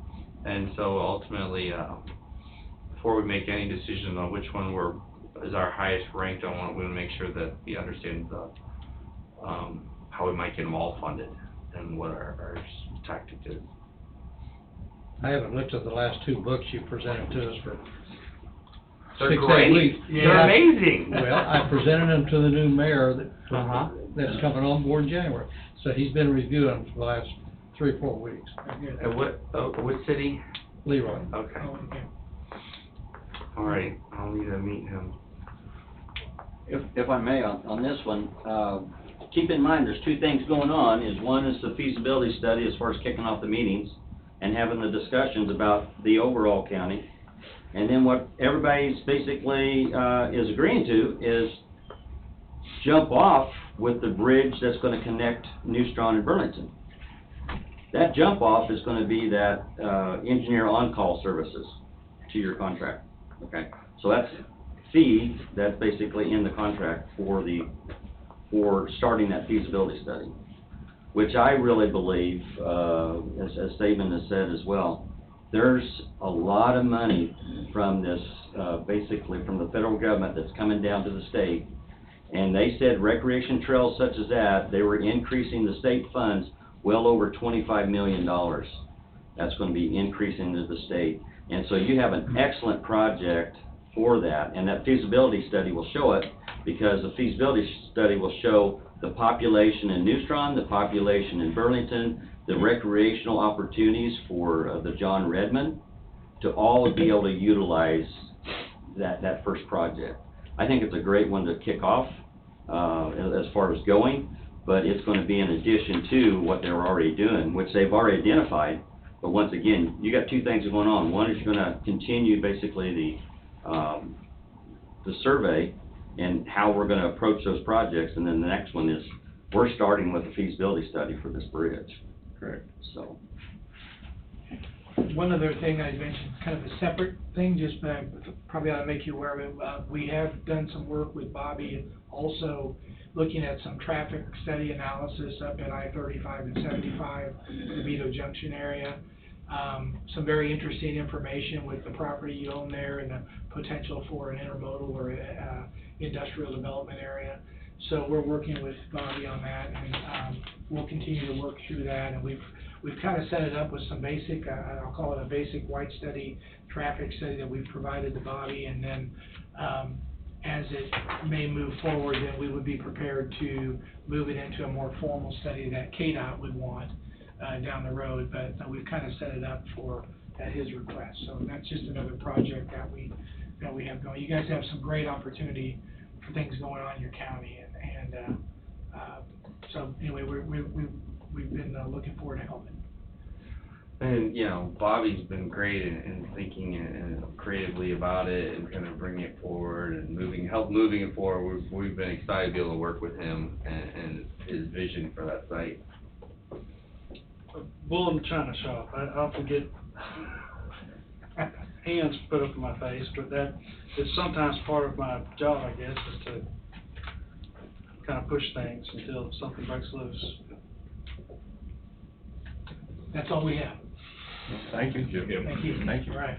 Merry Christmas. Merry Christmas. Merry Christmas. Appreciate everything you brought to the county, so. You bet. You bet. You guys do wonderful work. Appreciate it. And more to come. Yeah. All right, are you up next, or is that what you're doing, or? Yeah, I think so. Okay. I will see you guys. All right. I got them until lunch, I think. Actually, Bobby's got. Oh, Bobby has some more. Oh, good, I gotta go down the hall. All right, next Monday, then we'll get you two together, and then. All right. You guys. Bye. Okay. Well, they have submitted their report on their study, and it's at, TA received it, and it's well received and in process, and we're still on the timeline we talked about on that, having things done at the first of the year. This next section, I'd ask for a executive session for 20 minutes to discuss the financial affairs of a corporation. It would include the commission and myself, and possibly, if the commission approves, a discussion with the actual applicant themselves, Miss Kristen Hughes and Mr. Doug Hughes. Via telephone? In person, if you wish. Is Wade gonna be involved? He's still going. He's still going. He's in court in Yeah. County, so. I'm not sure we need him for this. Okay. I'm just thinking, We're not gonna be making a decision. Oh, no, sir. yeah, so, this is open discussion the way I'm perceiving it, correct? Yes, sir. All right. So, Mr. Skipper and the Hugheses and the board for 20 minutes.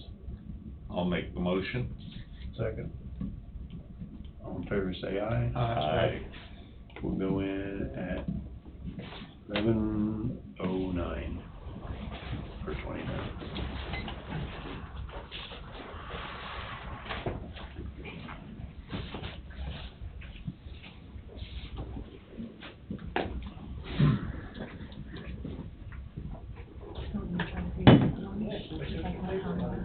Pardon me?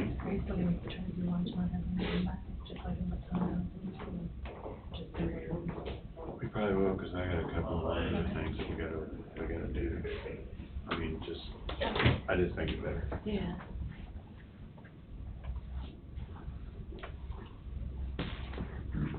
Hey, Andrea.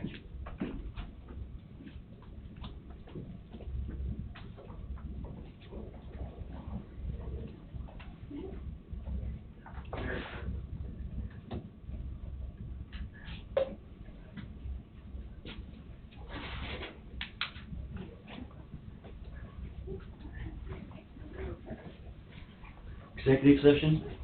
20 minutes, they'll be back at 11:29. Ah.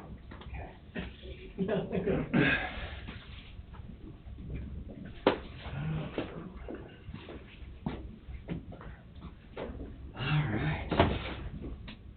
Some of the guys are gonna like that. Oh, I was gonna let you know, if I get a hold of, Did I give you the checks? Oh, okay. there you go. Okay, and you got hold of, It's actually Jeremy Hudian who does the parking lot over there. oh, okay. And he said, yeah, he wants to do that parking lot over there, and I told him. That makes sense. He's right there. Same parking lot. Okay, good. Glad that worked out.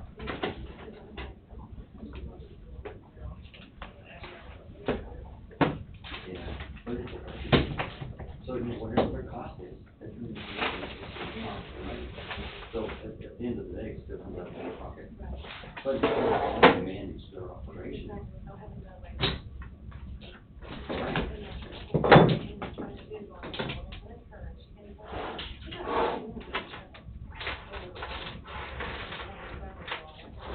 Right, right. When they got it budgeted, they can do it, so that's good. Good. Glad that worked out. All right, we won't worry about that one. All right.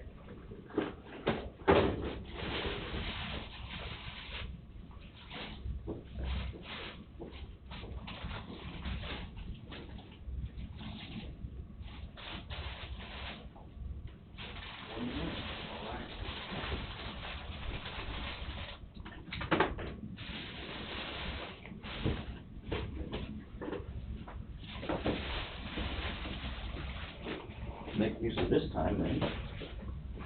Do what? Make use of this time, might as well take some of this stuff back. We set all this stuff out there on the break room for the folks Yeah. to dive into it. Little goodies here. Oh, yeah.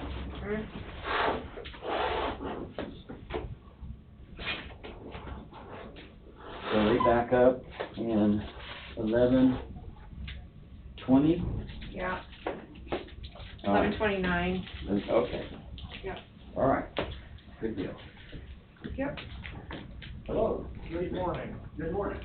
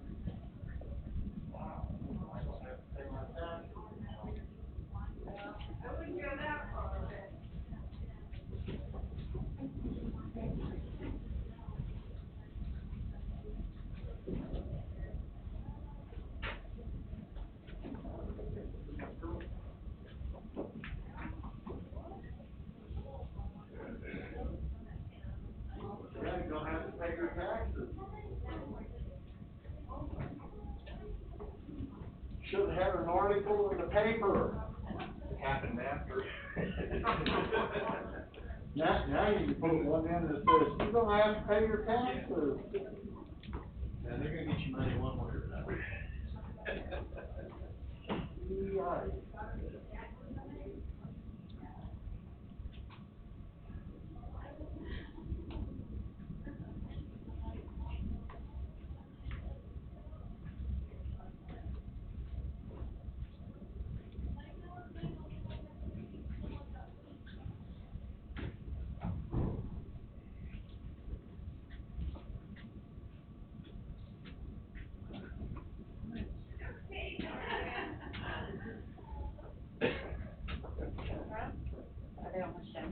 Sure.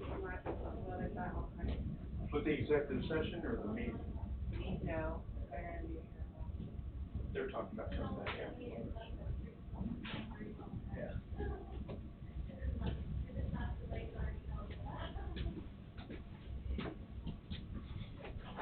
There's sugar there. Ready the cookie stash. These are all different. Awesome. So we're gonna be one here. Go. I'll try the chocolate.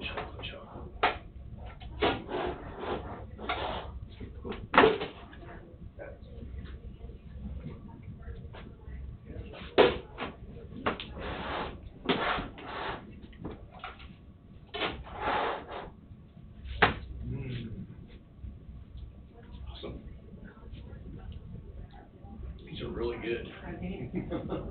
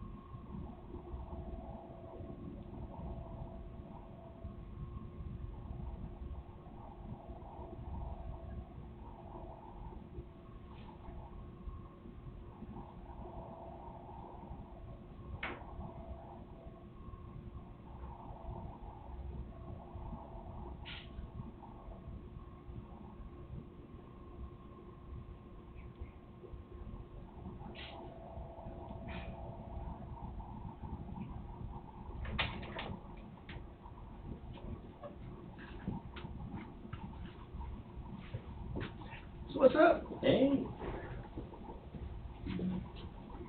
So how long you gonna tie them up for today? An hour. Probably. Till lunch kicks in for them. Think they're gonna wanna take a lunch break and say, come back? Well, I know he was saying, that, you know, schedule a lunch break, so, yeah. I know they sound like they got some other things probably in round table they wanna go over, Yeah. whatever that is, but. And your eye, is it? No, I'm good. I think the sun's passed. Yeah.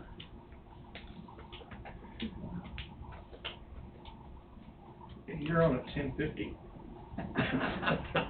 You're late, Wayne. Just saying. Yeah. I don't know. I think it started that way.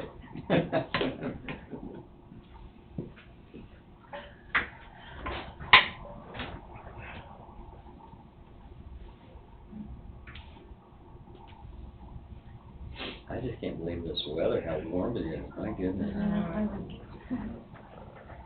And they're talking 70 degrees for Christmas Day. Are you serious? Oh, yeah, 70 degrees. I'm thinking of riding a motorcycle and mowing the yard. Not necessarily in that order? Yeah, no.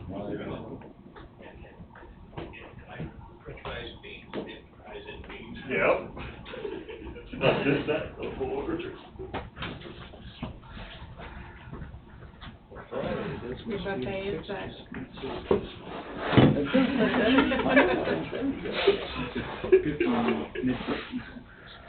I'll take it still.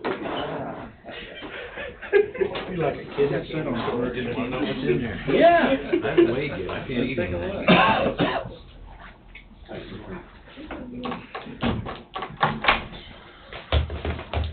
So we are back. 63.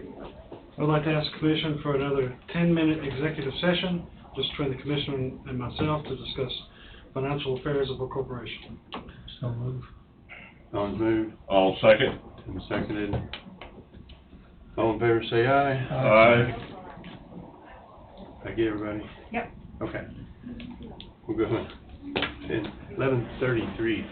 Wayne, why don't you come back around 1 if you would, please? Okay. I apologize, but, That'll work. Did Tom need you guys before He'll come that? back. well, we'll have him come back too. There's several things we gotta do when we get back. All right. Yep. We might do a few before we break around noon for lunch if we got time, and then we'll just come back, so. What time did I say? What time we- 11:33. Okay, we got it. Wasn't worried if you said it. See you at 1. Yeah.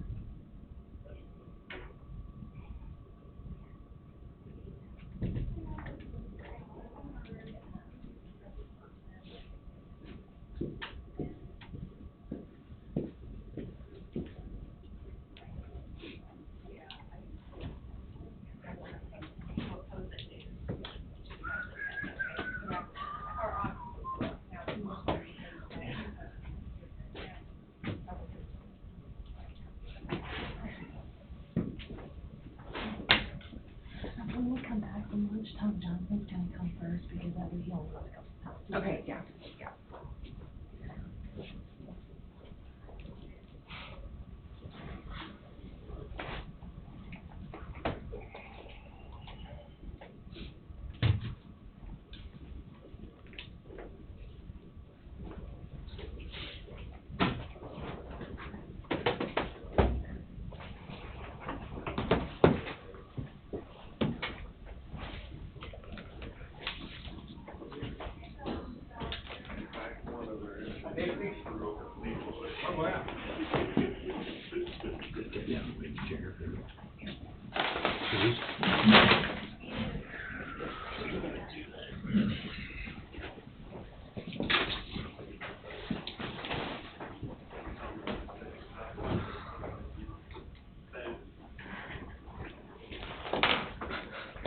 So weird being back up here. Isn't it? We are back. Lindsay had hit me up this morning, she had something she wished to share with us, so I figured, well, we'll do this, let her speak, then we'll break for lunch. Thank you. So KDHE sent out a survey that's due back to them December 29th. And there are 3 questions on there. And the first one is asking us, well, it's one question with 3 options, I guess. So one option would be that we send all of our COVID cases to the state for investigation. The second option is that we send no more than 20 cases to them each day. And the third is that we continue doing those in-house. So we've been talking to Dr. Sawyer for the last few weeks about what it could look like to start sending some of these off. And I took a poll of staff, and it was unanimous that they want to send all of them to the state. So Dr. Sawyer was agreeable to that. And so at this point, we will be sending all of them to the state to be investigated. So, Basically, at the state's request, though. yeah, right now, well, before the survey went out, there were 65 health departments that were doing that very thing. All of our neighbors, excluding Lyon County, were. So we're not alone in wanting to do this, and now since the survey has been sent out, more counties have been jumping on as well. So it will definitely be lightening our workload a lot. As you recall, up to this point, we had decided not to do that because we liked having daily contact with our positives. We had to stop doing that last week due to staffing, due to the increase in cases we could not keep up. We don't do that for any other disease. It just became time that we stopped doing that. So we no longer are doing those daily checks. People are more than welcome to call us if they need us. We do call, when we do the investigations, we call it the beginning, we call it the end. And that's how we determine where everybody's at. So because we aren't checking on them daily, we don't know their active status daily. So we won't be producing numbers. We won't know the numbers. The state will have those numbers now. So those will need to all go to the state or be found by the state. So I just wanted to let you know where we are at with that. You know, it's been a long 21 months and it is time for change. So we collectively decided that along with Dr. Sawyer. So. What's the word mean? The state will investigate? When there's a positive case that comes up, typically we call and we ask them their symptom onset, where they think they got it at, are they vaccinated, who are their contacts, do they need help contacting them, are they associated with a school or any, there's this entire set of questions that have to be asked. And we ask them. And now the state will be doing Now that. the state will be doing that.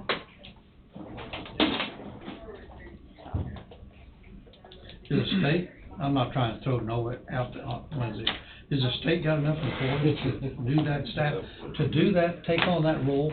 They've been doing And you it. probably can't answer that, but. No, they've been doing it for 65 other counties to this point. They say that they're hiring more staff all the time, so. That's their baby. But again, this is at the state's request. Yeah, they sent out this survey to ask what we're doing, so, what we want to do. Or what you want to do. Yeah, so they know how to do staffing going forward, so.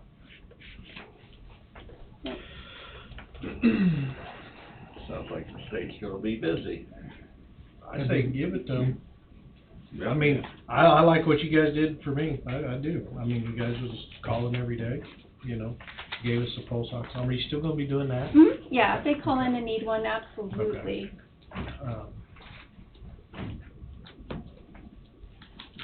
Yeah, I thought they did top notch last year for me too, but I need something over there, so. We, as far as I know, we're the only county doing that, doing the daily checks and doing the pulse oximeters. So as far as I know, we are the only ones that have done that. So that was not a requirement. I think we continue to do that. I think that's a very helpful item that somebody could have, through that situation, so. Yeah. Absolutely. We sure haven't seen the end of it, and we're sure of that. How much? I don't think there's ever gonna be an end of it. I'm sorry? I don't think there's ever gonna be an end of it. I think you're right. Yeah. That's really You gotta all. learn to manage. We're doing our best. We've done our best, like way above and beyond our best, and it is what it is. I say get back to normal. Get back to Give doing it what you to- can. It's gonna be a new normal, and that'll be an ever-changing target, probably. Yeah. Yeah, and that's one thing that we talked about in our office, like, really being able to focus on community prevention again and getting back to the stuff we used to do that we feel is just as important as COVID work. And so no one else is gonna do that work for us, but the state's willing to take this back on, so let's let them have it and we can get back to some of that other stuff. Just for Joe Public, therefore you're not going to be doing your COVID numbers weekly on Right. social media as well. They're gonna have to go to the state's site Correct. and see what Coffee County is. Yeah, and we can post that link for a couple of weeks to get people accustomed to that. That's not a big deal. But you'll still be doing testing services? Yes, this will actually allow us to do, more testing. We're working with Dr. Sloyer on what that means. And then again, hosting immunization clinics. So it'll help us focus a little more on that. Okay. So free up a lot of time for that. Do you probably don't have the answer, but I'll ask you. Do you know, has there been any literature about the flu virus triggering the COVID test to be a positive? There's something strange about that. So, CDC put out a lab alert, which is the highest level of alert that there is. They put that out on July 21st of 21, saying that by December 30 of this year, the PCR test was no longer going to have the EUA be approved. And in their wording, they say it's the only test that can differentiate between flu and COVID would be allowed. So I can print that off for you so you can read it yourself.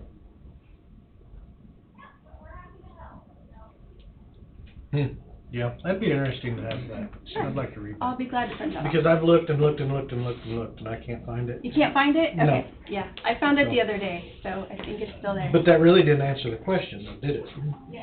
That's all the information I have on it. Okay. Seems like there's a lot of questions that don't have. It's clear, isn't it? Seems like there's a lot of questions they don't have clear answers. I believe about that much of CBC, that's okay. Well, they flip-flops on that. Oh, yeah, like a yo-yo. Yeah. We have, I've heard rumblings of influenza in the community, but I haven't been officially told by the hospital that they've had positive tests. I know there is a college campus that we have some students at that's had some flu A cases recently, so we might have some kids coming home from college with it, but I haven't seen, so one of the tests that is, one of the PCR tests that's still allowed and approved or authorized for COVID is the respiratory panel. And in Coffee County, at Coffee Health System, that's called the BioFire. It's about an hour, it takes an hour to result, but it tests for 19 different viruses and some bacteria. And so those that we have seen that have been sent to us with COVID have not also popped flu yet this year. We have not seen that. We've seen some SARS-CoV-2 with enterovirus, rhinovirus, and para-influenza. That has occurred on this testing, but the flu A and B has not on the ones we've seen. So we would only see the COVID ones. We don't see the not COVID ones. So I can't answer your question any. I didn't. So, but I'll be glad to bring it up. I wasn't expecting you to. I just didn't know if you had come across that or not. So is there a set time frame for when you're gonna start to, with the state? We could do it right now. At noon? We could do it right now. I've 12:01 already p.m. investigated today. 5 this morning, so it is what it is. So, we had talked with Dr. Sawyer last week about only sending school kids to the state, and then, so now this is just another step to that. So, I don't have a timeline. I think our staffing over the next 2 weeks it fluctuates, and so we really have to work within our continuity of operations planning for the next couple of weeks. So I think it's time that we do it. Well, again, we just reiterated the state's request anyway, so, yeah. All right, well, thanks guys for your support. Thank you. Have a Merry Christmas. Merry Christmas. So that gives us 5 more minutes before noon. I did receive via email the settlement statement for the new ag extension office we're purchasing. The closing on it is the 29th. I presented what the check should have to be to the, did Jessica get you that? Yeah. Okay. Did you sign it earlier? Oh, I haven't signed anything yet on the settlement agreement. Okay, let me check with her and see where it's at. Well, I gave her a copy, I got a copy. Okay. I'm assuming that all transpired at the closing on the 29th. So,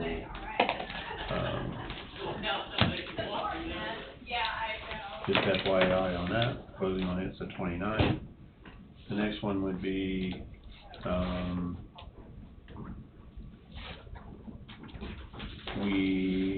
I believe we all agreed on the purchase of the. Did you need that check today? She said you said next week. Yeah, next week. Oh, No, I okay. was just updating and yeah. making sure everybody was on the same page was all, thank you. Okay. The purchase of the church across the street, we're all in agreement on that. Yeah, did we make a motion on that? Well, that's where I'm at. Oh, that's where you're going? Okay. So we need to make a motion for the chairman to enter into, a contract, sign all the documents, involving, go ahead. What do you got? No. Did you have something wrote? No, we're fine, Trying to think of the way to word this,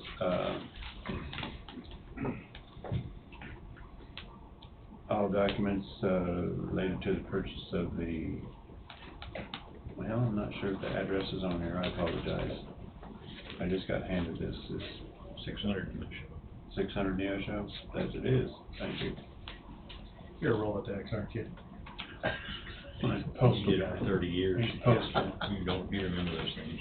So, anyway, need a motion to authorize the chairman to sign all documents for purchase of, property at 600 Neosho Street in Burlington, Kansas. The motion would include, me to authorize and issue any, earnest money checks and sign those as well. The motion probably should start out authorize and direct the chairman to sign. And probably need the legal description of that. We're gonna start out with, that's what it's got right here, 600 North Neosho, or 600 Neosho Street. We'll use that as the description. Does that include both lots? We didn't have the legal description on the other one either. Well, come to think of it, you're correct. Two different deals in it, 2 different lots. There's 2 of them. Those, I know Wade read this over and he's fine with it, and knows where we were headed, so,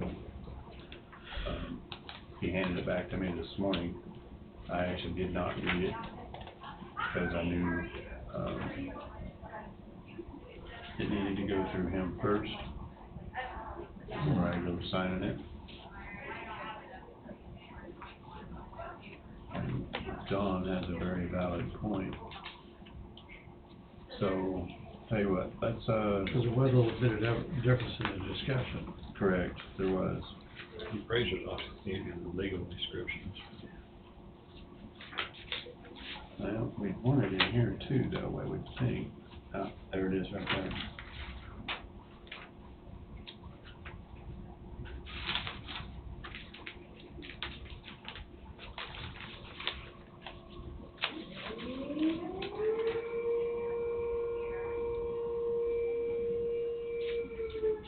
They are both in there. Both those lots are in there. Both lots are in it. Yes, sir.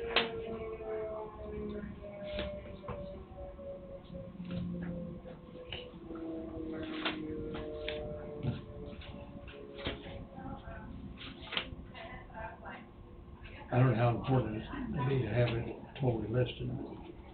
As long as it's listed in this agreement, then I'm comfortable that it don't And be Wade, a motion. and Wade evidently was, or. Yeah, I'm not sure we need to have the entire legal description part of the motion, just. Well, when the title is done, it will have the legal descriptions in it. Yeah, but I think Don's question was to make sure we were getting both lots as we would. And the reason for doing this, I was supposed to mention as well, would be just for possible future economic development and Merry Christmas, Sandy.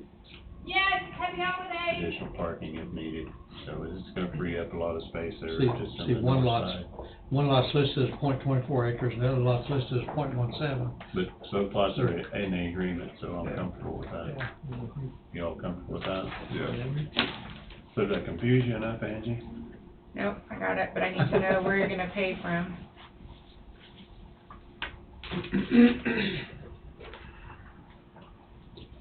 Hey, It becomes capital, doesn't it, once we own it? Well, it would be Becomes capital. Yeah. general fund capital outlay line item, Yep, or line item capital outlay, I guess, on this particular one. I would be in agreement with that. Yeah.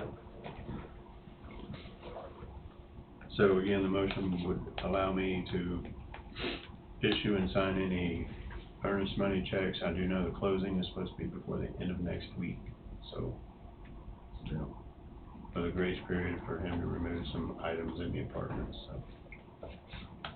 We'll move. Do we need to reread that, or are you good? I'm good, if you're good. Has everybody else content? Okay, Jesse's moved. All second. And seconded. Any further discussion? All in favor say aye. Aye. Motion passes 5-0. So with that, I make a motion to break for lunch for, Wayne wanted to make sure, does everyone have their 2022 road packets? Otherwise, he could bring more copies with him. Mm-hmm. You got it. so, make a motion to break for lunch for, leave, return here. Call it, you can just call it, you don't need a motion. Okay. Recess to 1. So we're gonna recess till Or whatever you 1 want. o'clock. I gotta go. 1 o'clock. You gotta go what? I gotta go away. You gotta go away before you eat? Yep. Cookies there, guys. Looks like pretty good ones too. I'm sure If they my are. blood sugar's too high, I'll flopping on the floor like this. You won't make it home, right? Oh my God. I know, it looks like those cookies look really good. Those are some dandies, aren't they? That'll be I dessert. know, I know, we need to maybe have that. That might be, should have been in there. We should have had that dollar amount, Don, I'm sorry? we should have had the dollar amount in that motion for the, what you're buying the Yeah. property for. You might wanna add that dollar Left amount, that dollar amount for it. what you're buying it for. Okay, we'll redo it when we get back. then. Okay. Thank you. Yeah. Okay.